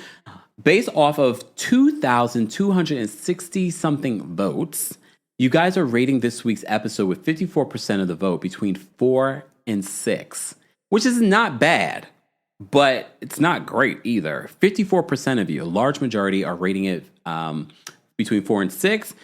34% of you are rating it between 7 and 10. And 12% of you are rating this week's episode between 1 and 2. Exactly. Marche says everybody can get it on this Diddy Monday. So the Diddy trial begins today. What they're doing today in regards to the Diddy trial is jury selection. I will give you an update as needed. I'm not going to be doing everyday updates on Diddy, especially this week, because right now they're doing the jury selection. And you guys will let me know if you want me to talk about the jury selection, and I will do that in a separate video in that process. Okay? Exactly. Thank you, Angie. Angie says 30 seconds, no pleasantries. Got to get into it. We love you, though, Kempire. No, I agree. For those that are backstage, no need to say, hey, Kempire, how are you doing? No pleasantries. Just get into the point. All right. Just let people know who you are. Okay. All right. Let me bring up our first guest to the channel. Miss Esquire is backstage. Miss Esquire, what's going on? You're muted, Miss Esquire. Miss Esquire is probably in a meeting or something. I'll bring you back up later, Miss Esquire. She was first, too. All right, Brooklyn Star is backstage. You're going to bring Brooklyn Star up next. Ooh. Hey. I think when it comes to Porsha, Miss Diane is the problem. When you come from a generational line of fortune hunters, when one loses a bag, it is up to you to carry your bag and get her bag back as well. I think Porsha sees something in Angela, like Angela is about it, like she treads lightly, because I think Angela fights. I think I gagged really, I laughed really hard because they all clutched their purse like it was the first time more than half of them heard the word whore, because I know they've been called it before. And I think that's it. But yes, that's it. Thank you. No problem. Oh, that was funny. Okay, let me bring up Keith next. Keith, what did you want to share about Real Housewives of Atlanta? Hey, so first of all, if I was Angela, I actually would not trust Porsha at all. I would never be able to be friends with her. She would not be able to come to my home. I wouldn't be able to invite her to cookouts. She wouldn't be able to come to my child's birthday parties. It would just be a shopping type of friendship. Secondly, I don't trust Kelly. Something about that loud personality seemed very inauthentic. I don't know if it's just a Virgo senses coming to me, but something about her needs to be watched, and I don't know. There's something off about her. But that's about it. Wow. Okay. Thanks, Keith. All right. Let me bring up Tanya next. Tanya, what's going on? Okay, so what I have to say is, what is wrong being big bird tall? How tall is Angela Oakley? I think like 5'10". Huh? I think like 5'10". Girl, that's what I want to be. I'm 5'9". What is wrong with being big bird tall? And you know what? Big bird feet need shoes. And you know what? At DSW, they're on sale on maybe 80%, I would say. But I love it. Like big girl tall like me. I would say I love being taller. Like I wish I was taller. Okay. Also, and also I love her husband because he may be like a jerk, but maybe that's her love language. You know, and that's my love language too. Oh, okay. I love someone like to tell. I don't want an easy peasy guy. Okay. I want someone to tell me like, "Hey, you're wrong," but you know what? I will tell him you're wrong too. You know. Okay. But anyways, and also it's great sex. Oh. Let me leave off. Yeah. Thanks, Tanya. Oh no. Okay. All right. Let me try Miss Esquire again. Miss Esquire, are you there? I am. Why do these people want me to work today? I know. So I just want to say, as a single woman who has never been married, it would insult me if I heard anyone say that they were going to sleep with someone else's husband. You don't have to be married to be respectful of people's commitment to each other and to call out when somebody is saying something that indicates a lack of integrity. And so I understand why Angela was specifically pointing her like venom towards Shamia in that respect. But honestly, that's something every woman should check. Any woman who's around you or any person who's around you who would be a part of the destruction of somebody's marriage is not somebody you should want to be friends with. That shows a lack of integrity. It shows a lack of like morals and values.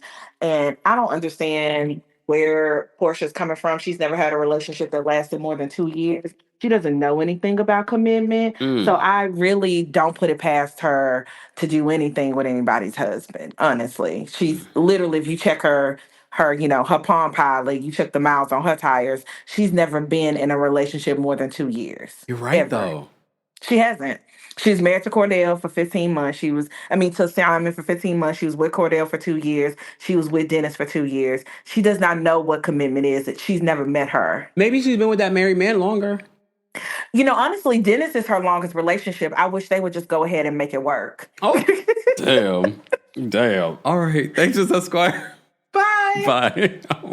Wow. Hold on, Judgy Justice. I'm going to drop the call-in link for everyone in 1 second. There we go. So I've dropped the call-in link for the general audience. We're talking about the Real Housewives of Atlanta.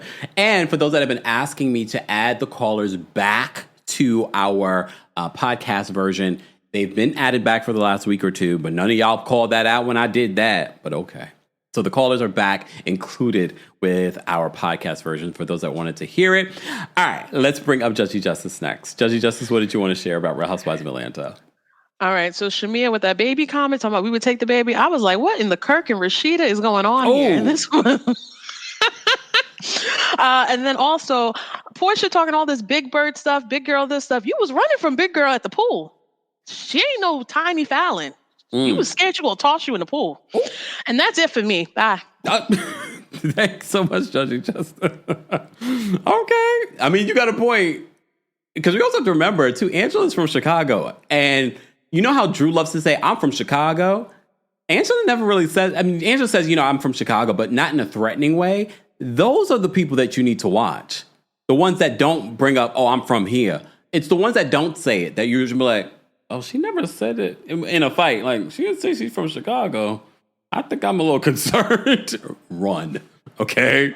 Run. All right, we have a lot of people backstage. Dalen's backstage. Dalen, what did you want to share? Hi, Kempire. I just want to say, Team Angela, where them fans at? Period. And Shamia, please, let's find another person to chase after. And Dennis, the Teletubby, is thirsty for camera time. Like, I don't understand it.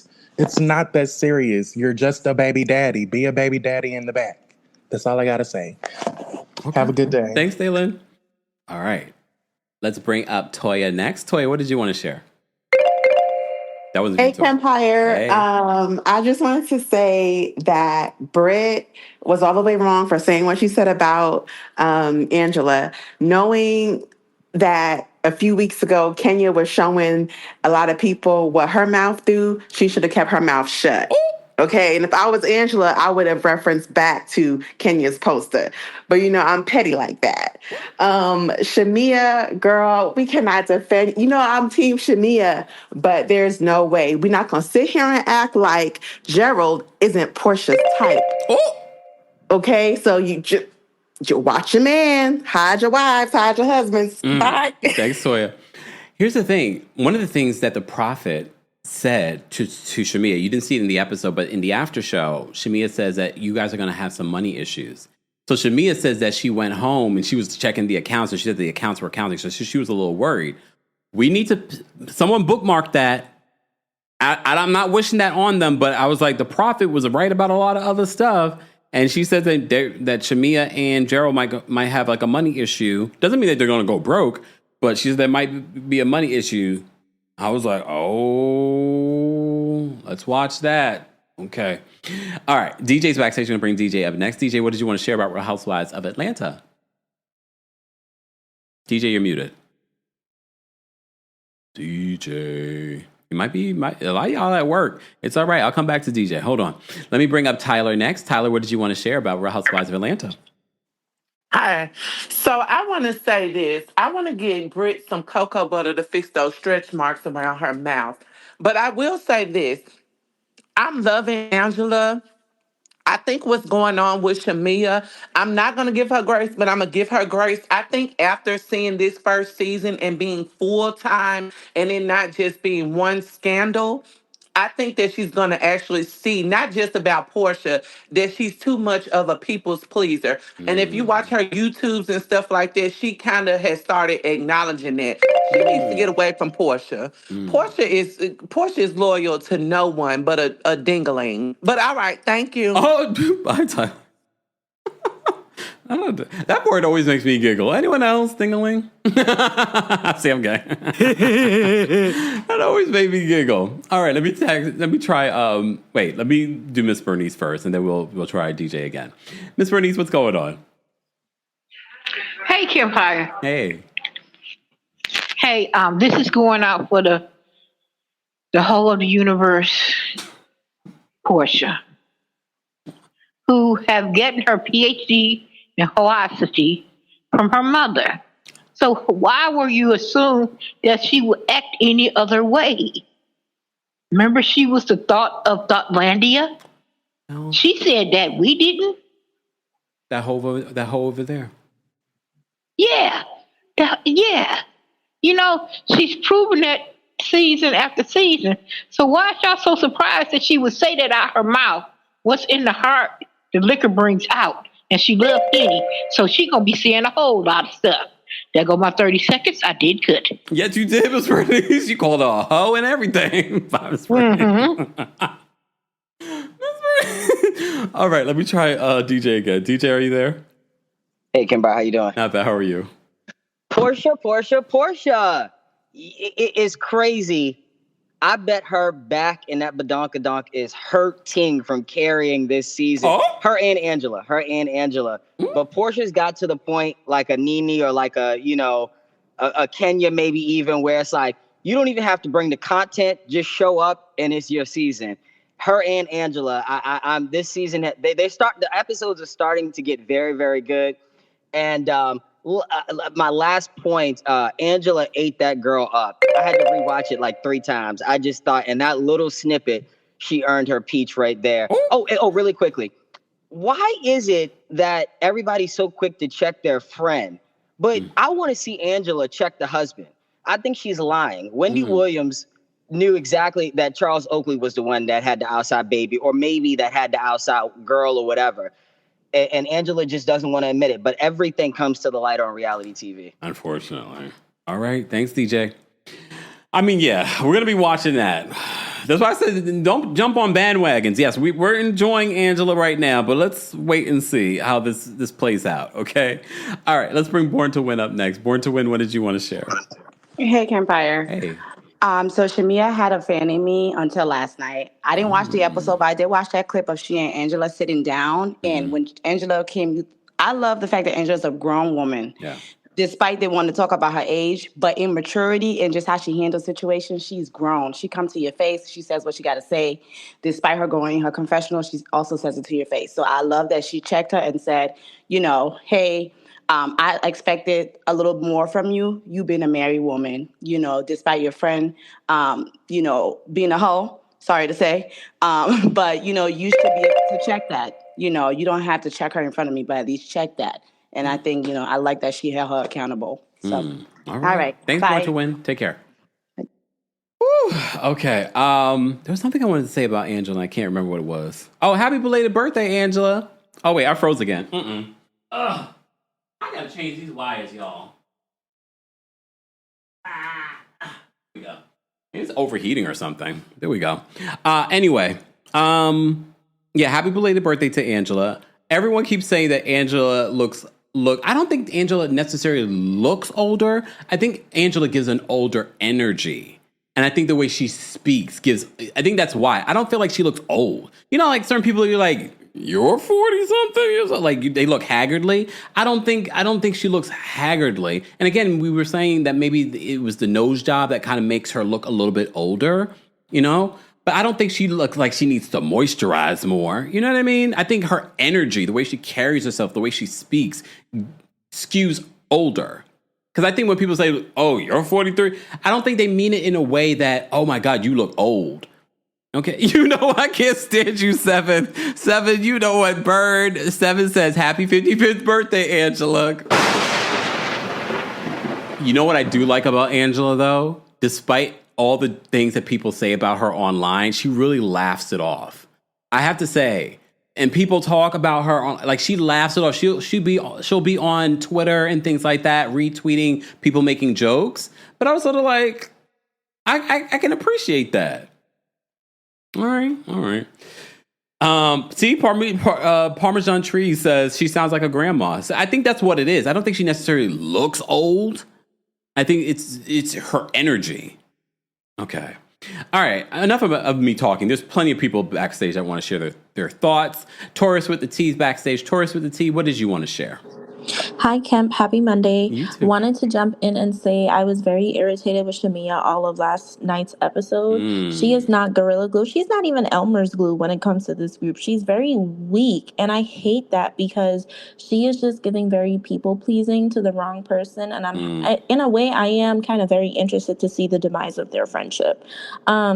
Angela, she doesn't give older, she gives mature, and maybe that's what this group is not used to, is being around someone who is going to be direct and say what they have to say instead of pussyfooting around the issue.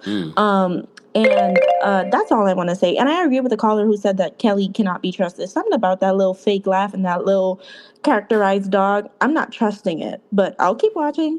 I mean, I agree. There's something, I mean, she's also a Pisces, so, you know. There you have Secrets. it. Happy Monday. Thanks, Taurus and T. Bye. Sorry, Pisces. I'm sorry. It's true. No, it's true. All right. Anthony's backstage. We'll bring Anthony up next. Anthony, what's going on? Hey, Kempire. Hey, everyone. Anthony from Los Angeles, California. You're good. I'm good. We're all good. Okay, so for this episode, I'm going to give it a 6 out of 10. For Britt, in the words of Kenya Moore, you need to shut your mouth because if there's not a D in it, you don't even know what you're saying. I am not understanding Brett with these lies, and the story keeps changing.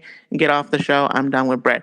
As well, take Porsha with you because this storyline with Drew and with Dennis makes no sense. She keeps saying baby daddy, and that's all he is to her. That's all that should be. Like, if she can't talk about Simon, this divorce, producers should have known and just not have her on the show. But that's it. Thank you so much, Kempire. Thanks, Anthony. Bye. Just to clarify, though, remember when she announced that she was coming back, she was still with Simon. They were happy, and she was coming back as Mrs. Gobadia. So that was part of the reason why everyone, including the network, thought that they signed up for Porsha's new life, and even Porsha did. And then it fell apart very quickly. I still feel like it would have fell flat. Seeing Porsha's new life with Simon, for me, again, it would just reminded me of what we got with Porsha's Family of Lies. Like, I wasn't excited about Porsha returning. But, okay. All right.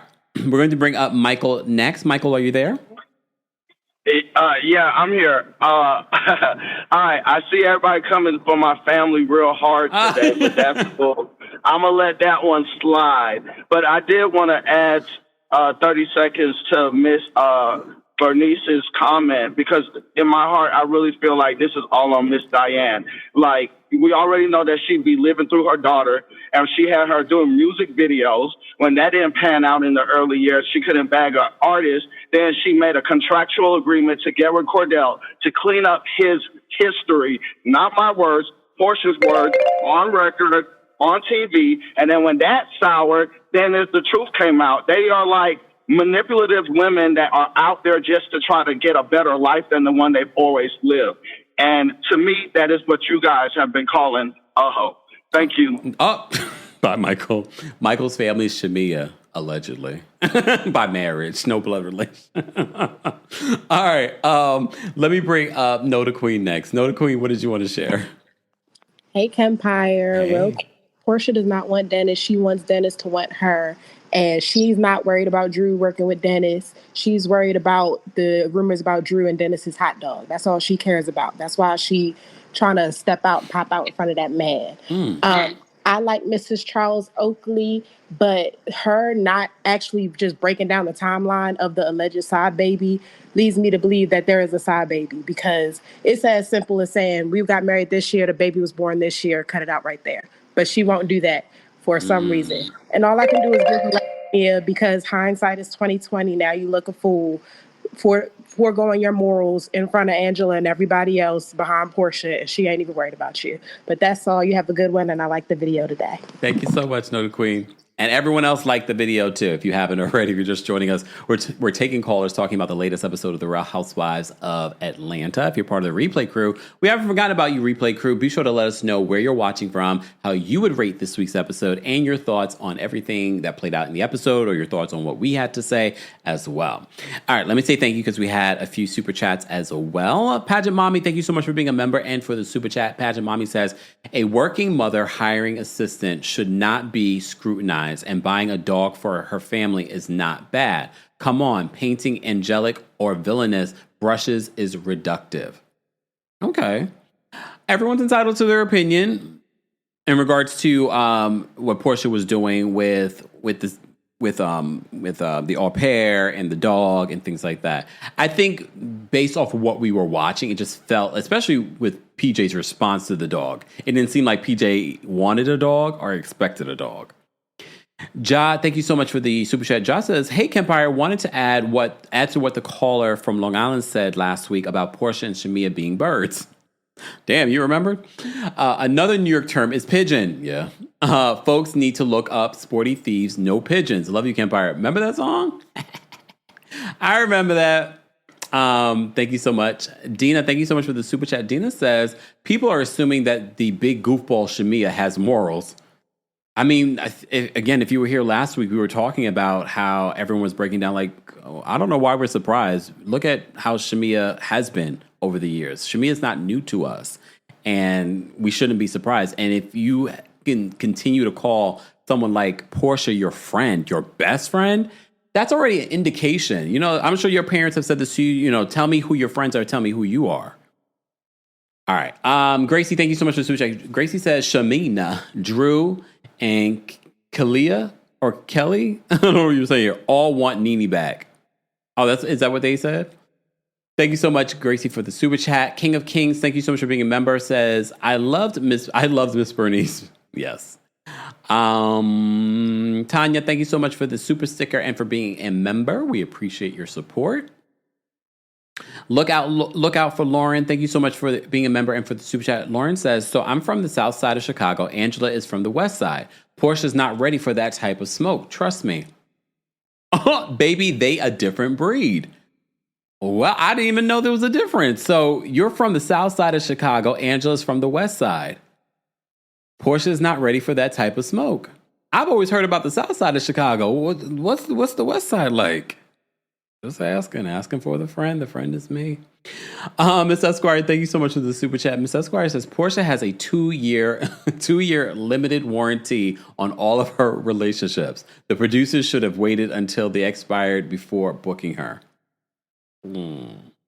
Or they should have gotten it right when she got with the assignment, but she specifically left because of that.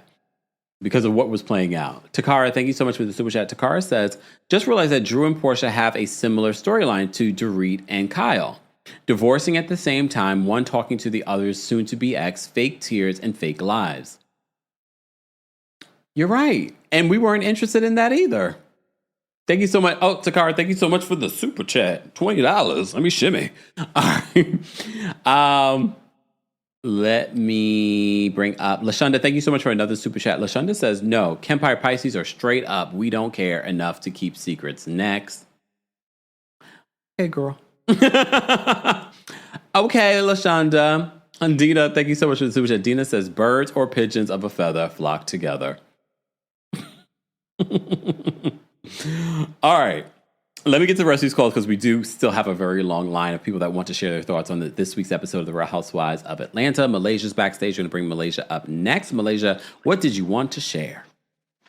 Hi, Kempire. The only thing I wanted to share was I think I was a little drunk off of Portia's peach juice.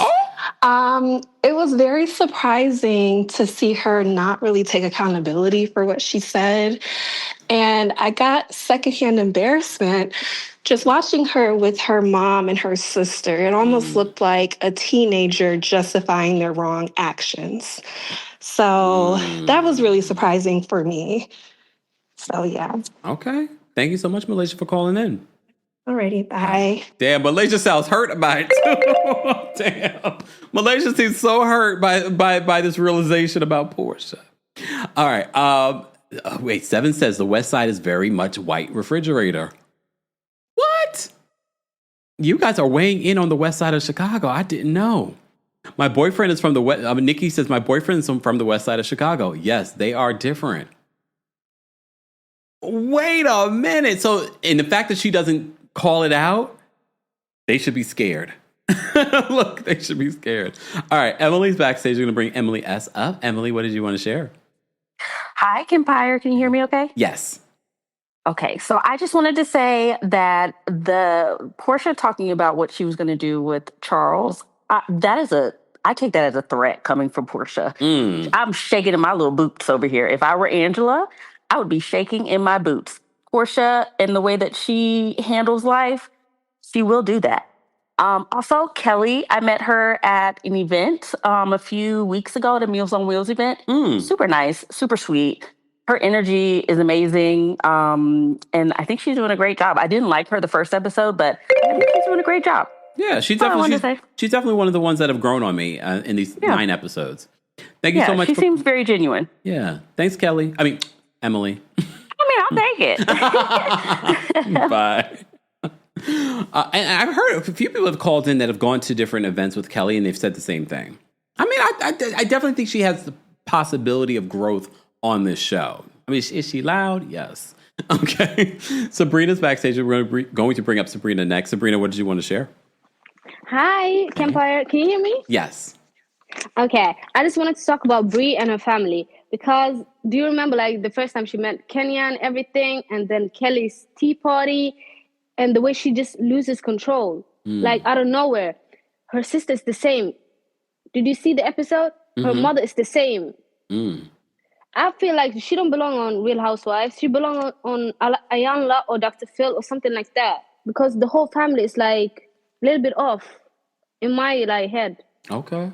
Maybe I just saw it, but I feel like they need therapy or something. Oh. Okay, that's my time. Calling from Norway. Good luck. Thank you, Sabrina. Take care. Yeah. I mean, what I noticed in that scene with Porsha and her family is that no one holds Porsha accountable at all.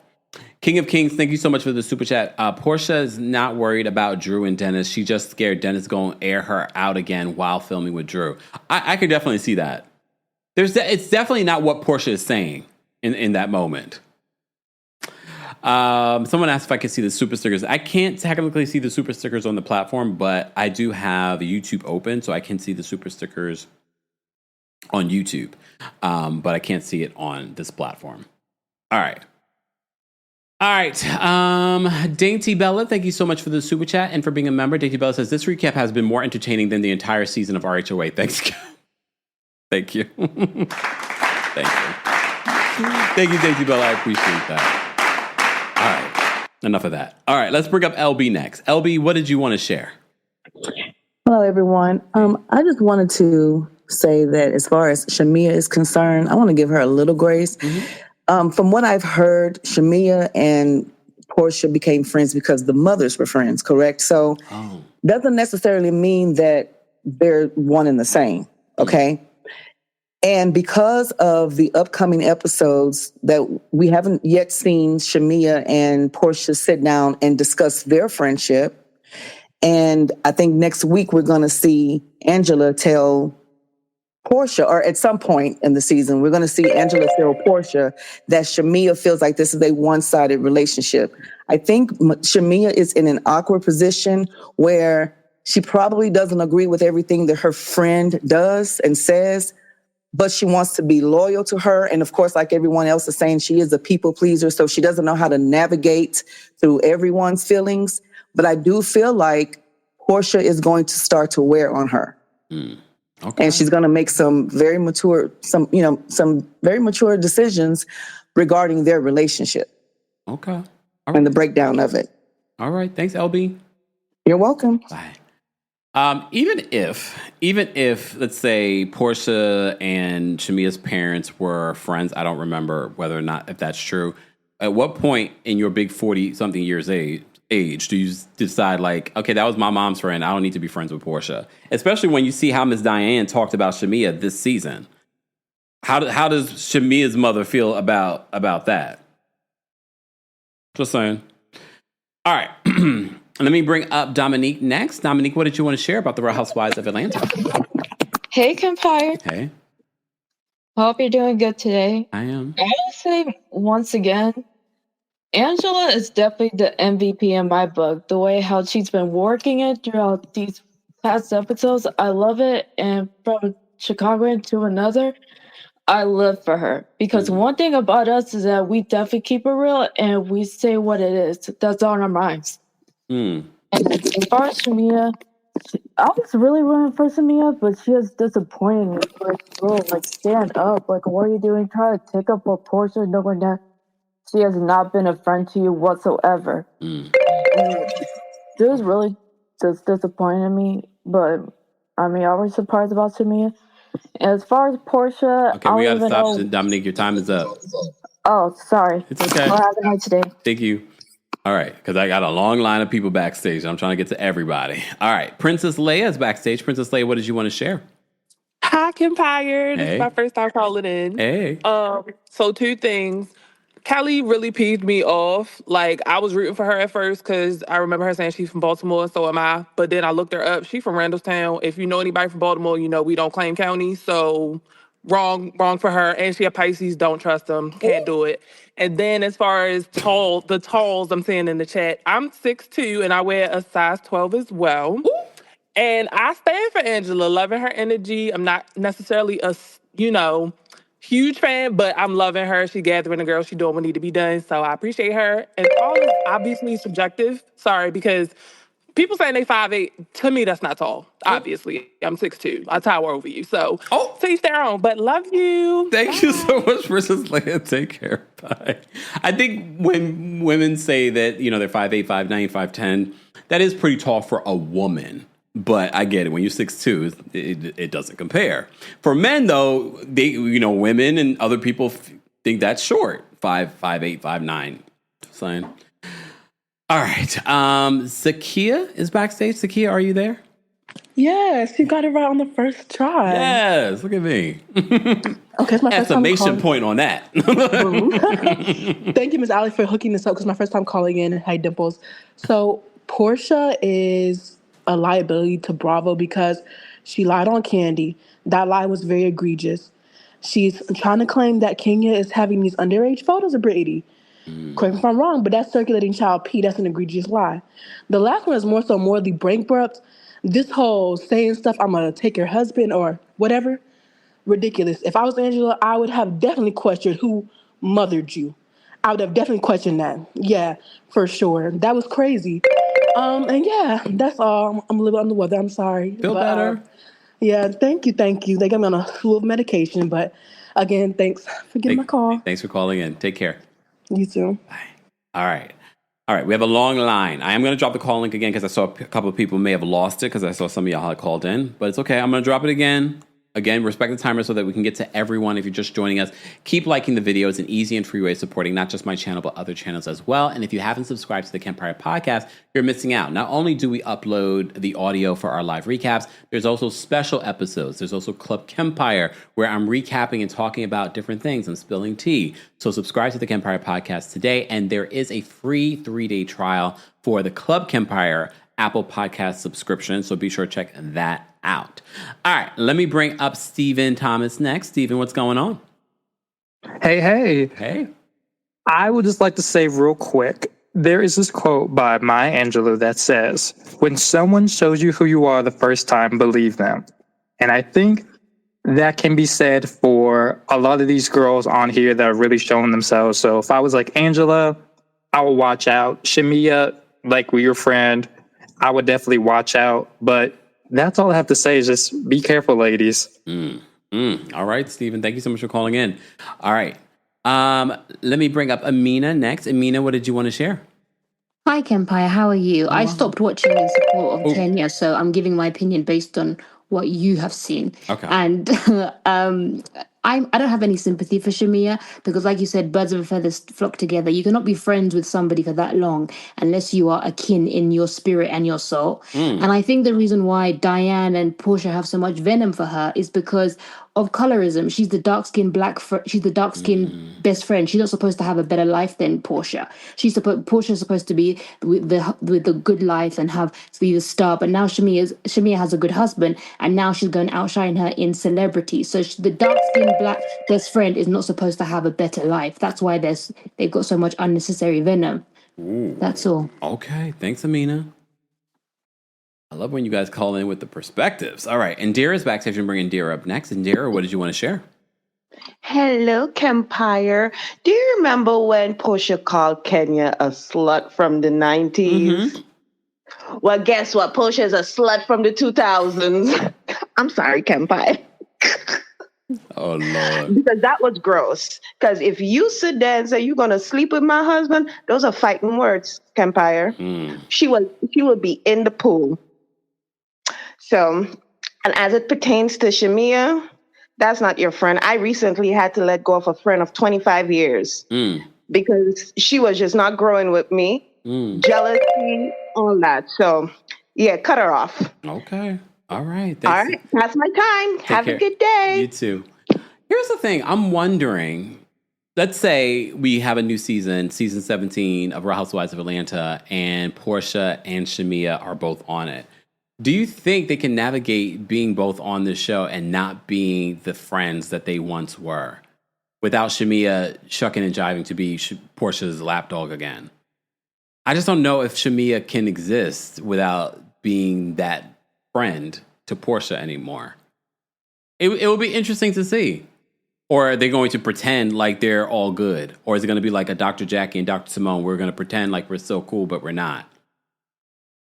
I don't know. I don't know if I can see it. But you never know.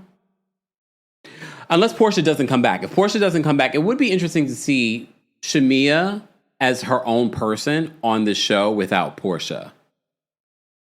I don't know. We'd have to wait and see. Let me see. All right. Let me bring up Ashley next. Ashley, what did you want to share? Hey there, everybody. I just wanted to say, Porsha and Shamia have never been friends. And Portia's been mad at Shamia ever since she didn't get invited into the dungeon and had to lie her way about being in the dungeon. Shamia was easily invited and happily invited by Todd and Candy, and Porsha wasn't. And I think she's still mad about it. They've never really been friends, and they're never going to be friends, and just give it up. So instead of being mad at Miss Diane, I'm blaming Candy for it. All right. Thanks, Ashley. Thank you. Wow, now she just dropped it. Does it? Boom. Okay. She's blaming Candy for it. Damn. All right. Mahala is backstage. Mahala, what's going on? Hi, Kempire. Hey. So I will say, this season is not terrible, but the only thing that's making this season watchable is Angela. She gives me OG Housewives energy. She's a grown woman who can handle her business. Porsha is giving me Nene in her later seasons. She can do no wrong. Anytime anybody has any sort of valid criticism of Porsha, she just dismisses it. She couldn't even say sorry to Angela. When Porsha said something out of pocket. And then Phaedra, I'll just say quickly, Phaedra, not looking forward to her coming back. But that's all. Thank you, Kempire. Thanks, Mahala. All right. Or is it Mahalia? Apologies. All right. Isabel's backstage and bring Isabel up next. Isabel, what did you want to share? Hi, Kempire. I'm from Montreal. I was up once before, but now again, thank you so much. Thank you. This is to say we love you in Montreal too. I just wanted to add that essentially what Angela brings is that she's not trying to be anybody else but herself. And that's why it's so refreshing, because she isn't mimicking or mocking or putting on a show like Brit. I mean, we already know she doesn't bring anything, so there's no point in like agonizing over that. But what I dislike is that Porsha is closer to 50 than 30, and people still treat her like she's 15 years old. But being dumb doesn't mean you're young. I'm young. I'm not dumb. So I would say that Porsha gets by. Oh, oops. No, keep sorry. going. Keep going. No. Thank you. I was just saying, Porsha gets by off of the looks that she purchased and off of making it sound like she's not so intelligent, but she's actually very vile. And the way that she treats Shamia, has treated Shamia over the years, is evident. And Portia's mom is a big problem, but we can't keep blaming her mother because Porsha is almost 50. She has to take accountability. She might need some, like, well, I don't know what it's called in the US, but when you get pension for being older in age, she's closer to that than being in high school. So let's not make excuses for her. That's it. Thank you. Big love from Montreal. Thanks, Isabel. Damn, I thought Canadians were sweet. Ooh. Oh, hold on. Wait, where's the comment? Thank you so much, Joanne. Joanne says, we do love you in Montreal. All right, I need to come up to Canada. Maybe I'll go there for my birthday. Go to Canada. Right? Miss Fancy Pants says she is reading. I was like, damn, I thought Canadians were sweet. All right. But as someone that is Portia's age group, watch your mouth. How dare she read us? All right. Mel's backstage. We're going to bring Mel up next. Mel, what's going on? Hey, how you doing? I'm bad. How are you? I'm good. You know what? I think this is an unpopular opinion. I'm not sure how I feel about Angela because she got to the show this season. She had an issue with Shamia because she's very protective of Drew. Then Britt trusted her on a walk, told her how she felt about things. She wrote a question that got things popped off between Kenya and Britt at the table. Then she brought Drew to Portia's weekend.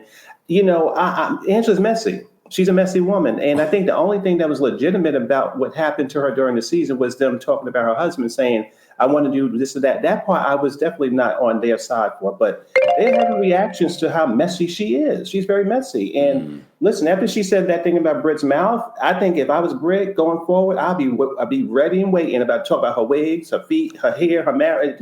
Listen, it would be no hose barred, Kempire. Absolutely not. But other than that, listen, I love your shirt. I love your shirt. Thank you. You're welcome. Come on now. Turn. Okay. All right. Thanks, Mel. Bye. All right. All right. Let me say thank you because we had a few super chats. Guys, these recaps end up being 2+ hours every day. I'm so glad we don't have Married to Medicine to recap anymore because I'd much rather talk to you guys about one show and then be done with it. I will be giving you updates on the Diddy of it all. I won't promise this week just because it's jury selection this week when it comes to Diddy, but I will be following it. If there's anything pertinent or relevant to the jury selection this week, I will keep you abreast of that. But I won't be going live every day covering the Diddy of it all. There's a lot of dark energy around Diddy. And you know I'm big on energy. I got my crystals in my pocket right now. So I will give you your Diddy update because as always, I have been covering Diddy. And I did give you an update, not last week or the previous week, just in regards to what was coming up, that he was offered an appeal, that he turned down. I don't know. It's 2025. DT is the president. Anything is possible. I wouldn't be shocked if Diddy gets off. But we shall see how this trial goes. Again, if you're new here, make sure you're subscribed because we don't just talk about Real Housewives here on the channel or reality television. We cover everything in pop culture, including the Beyonce of it all. So be sure to check out the Beyonce video that we posted this past weekend as well. Yesterday. Saturday. All right. Ebony says, great thought, Kempire. What is Shamia's identity independent of Porsha? That will be interesting to see. Sean, thank you so much for the super chat. Sean says, let's not forget Porsha can't take any accountability. Remember Tamron Hall had a line of questioning and she went on a I Hate Tamron Hall tour afterwards. She did it with Wendy Williams too. And that's probably why she blocked me. All the people that I talk about all these people. Nene Leakes I've talked about. Nene never blocked me. Porsha blocked me. Again, I don't care, but I find it to be interesting. It tells you people's mind state. All right, especially if I'm not tagging in your comment section, what's the point? Look out for Lauren. Thank you so much for another super chat. Lauren says, you have to be from Chicago to know the West Side is the dark part of the Lion King Mufasa told Simba not to go to. My bestie is from there, so when I come to Chicago, don't go to the West Side. Noted. Okay? Noted. Risa, thank you so much for the super chat. Risa says, Lord, Carter, let her go. Oh, Montreal had Porsha hemmed up, okay? Ashley, thank you so much for the super chat, but what you mean free Diddy? You can't be serious, Ashley. Really? Okay, but I'm fine. Everyone's entitled to their opinion. Alicia, thank you so much for the super sticker. We appreciate your support as well.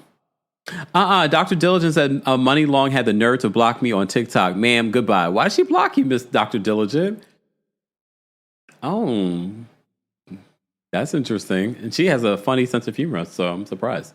All right, Chrissy's backstage. We're going to bring Chrissy up next. Chrissy, what did you want to share? Can you hear me, Kempire? Yep. Okay, thank you. Okay. So I just want to say, people think Angela is older because of the women that's in her age group, how they act on the show. They're all immature. The women in their 40s, they're all immature. And so I wish that when Angela called Brit a whore, she should have turned to Porsha and called her a whore too, because Porsha was like, whore? Girl, you too. And then Kelly was sitting there adding her little input, like, girl, you have a toad for a husband that done robbed you blind. Okay? And then, and I just want to also add to that Brit and her little mismatched teeth. The reason why everybody is confused about what's going on with her mouth, you got veneers on the top and normal teeth at the bottom. That's why she looks crazy with her mouth. That's the problem with her mouth, you guys. She has veneers on the top, normal teeth at the bottom. That's all I have to add, Kempire. It's not white, but I'm waving the white flags. Bye, Kempire. Bye, Chrissy. Damn.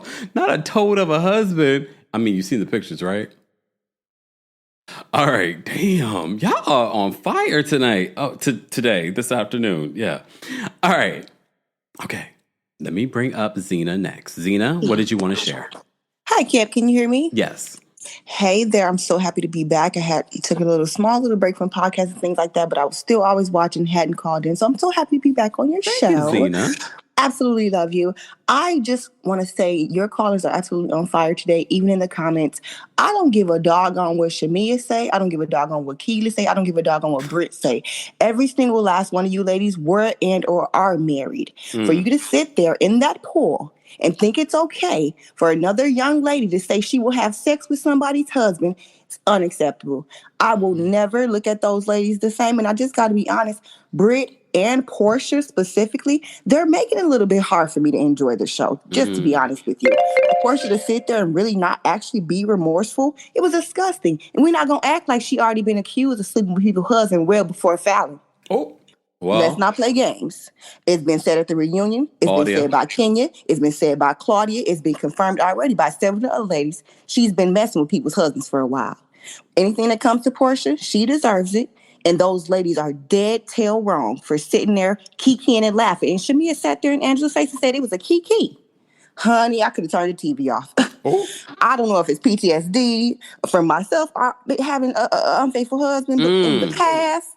But you do not sit there as a married woman and think that that's okay. That's all. Sorry to go over. And then to make excuses for it. I think that's where Shamia lost me. Shamia was like, we were kikiing. Yeah, it was a kiki. Girl, that ain't no doggone kiki. You was wrong for that. And it just shows your character and who you really are. I wanted to like Shamia. No, ma'am. It's a no for me.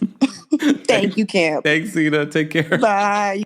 Y'all are killing me today on these phone calls. This is why I could never get rid of callers. Lord have mercy. How long do callers for, I guess y'all just gonna have to come to the live audience here in New York City when we have our daytime talk show. Okay. So y'all can rip them to shreds in the audience. Okay. Maybe we'll figure it out. The new era of Kempire Daytime is coming. All right. Angie's backstage. We're gonna bring Angie up next. Angela, is this you?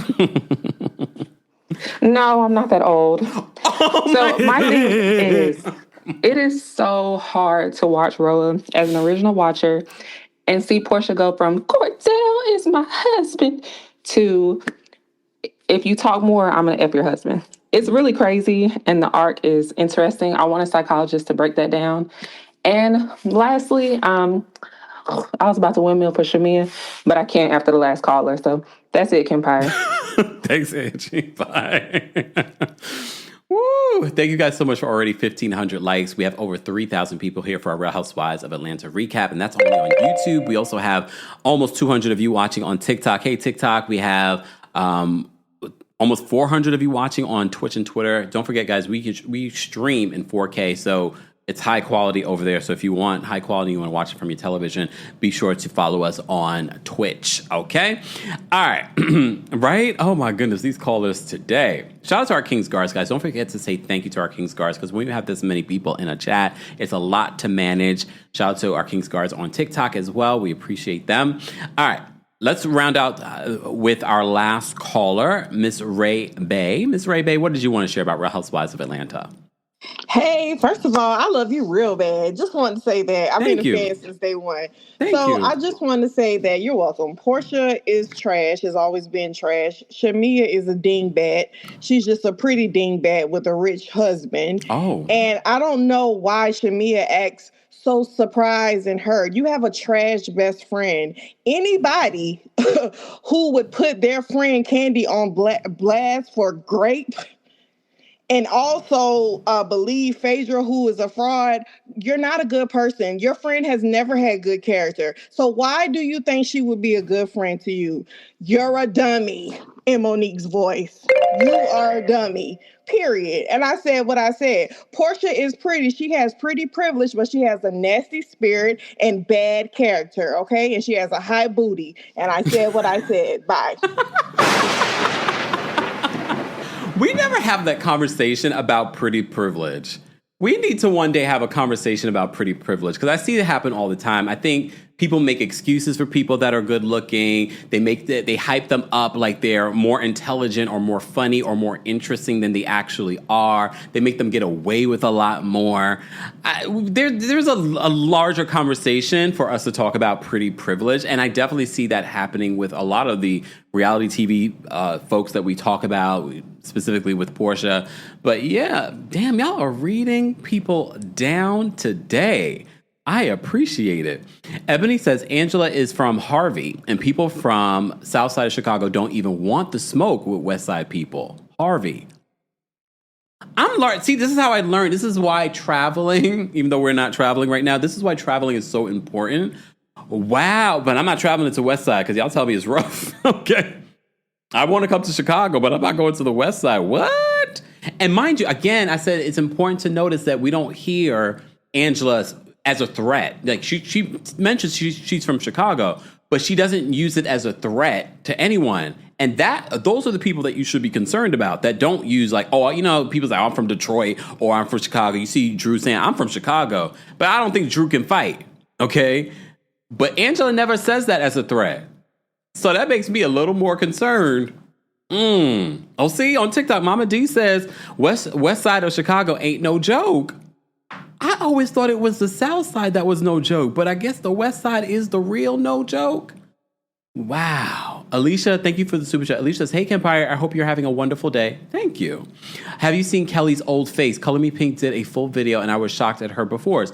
I saw I think it was on Instagram where they showed a before and after. Because, you know, there's little Instagram accounts that show before and afters for people that get a lot of work done. Yeah, I felt like the before of Kelly looked better than what we get of her now. I don't think what we get of her now is bad. But again, your body, your choice. When you go on reality television, people are going to comment. But yeah, I feel like her before are a lot cuter than what we're getting now.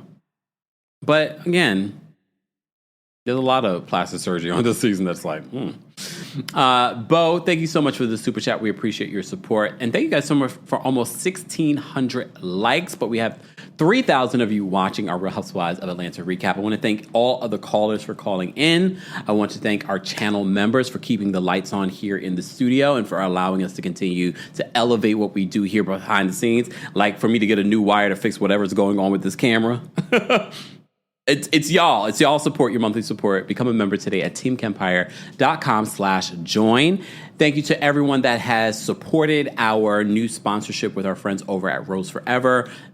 Don't forget, you still have time to get something for yourself or someone you love. Roses that will last you at least a year. These are my new roses. Look at that. Look how gorgeous these are. And they smell delicious. At least a year. Okay? So be sure to check them out. Kempire 20 MD for Mother's Day will be available in the description. Go get you something today. You still have enough time. Mother's Day is on Sunday, but so is Kempire's birthday. Okay? Hold on. All right. Anyway. And of course, cameos if you want a Mother's Day wish from me, if you want a birthday's wish. There is a sale going on now from our friends over at Cameo. More information will be available in the description.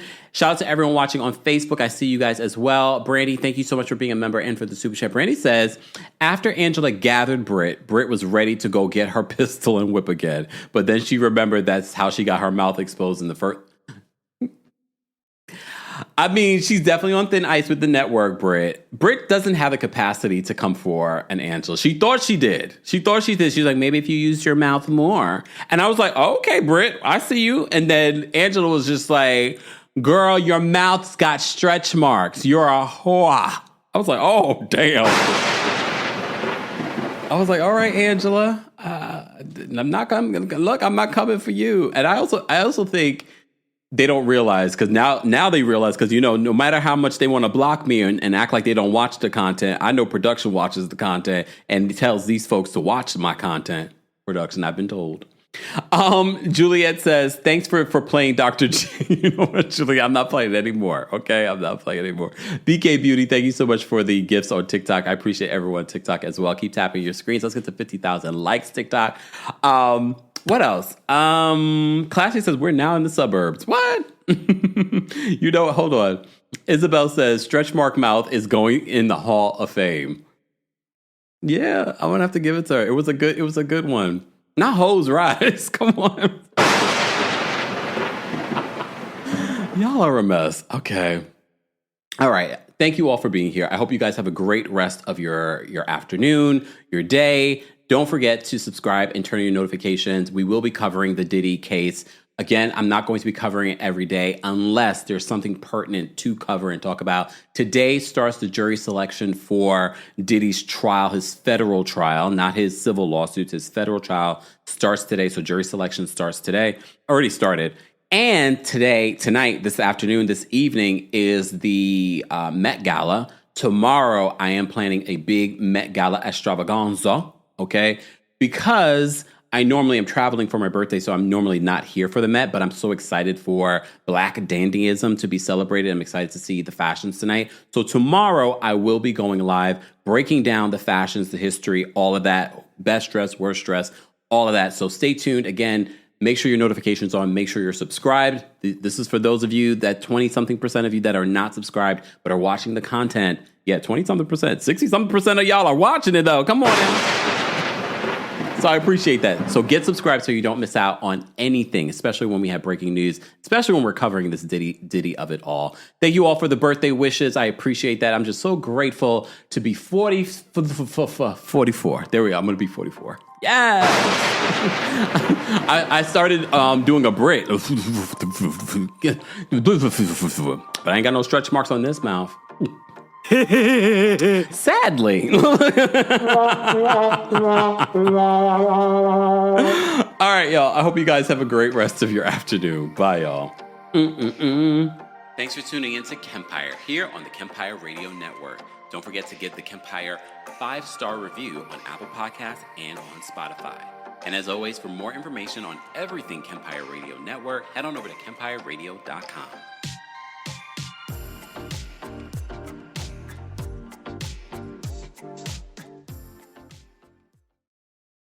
Time is precious, and so are our pets. So time with our pets is extra precious. That's why we started Dutch. Dutch provides 24/7 access to licensed vets, with unlimited virtual visits and follow-ups for up to 5 pets. You can message a vet at any time and schedule a video visit the same day. Our vets can even prescribe medication for many ailments, and shipping is always free. With Dutch, you'll get more time with your pets and year-round peace of mind when it comes to their vet care.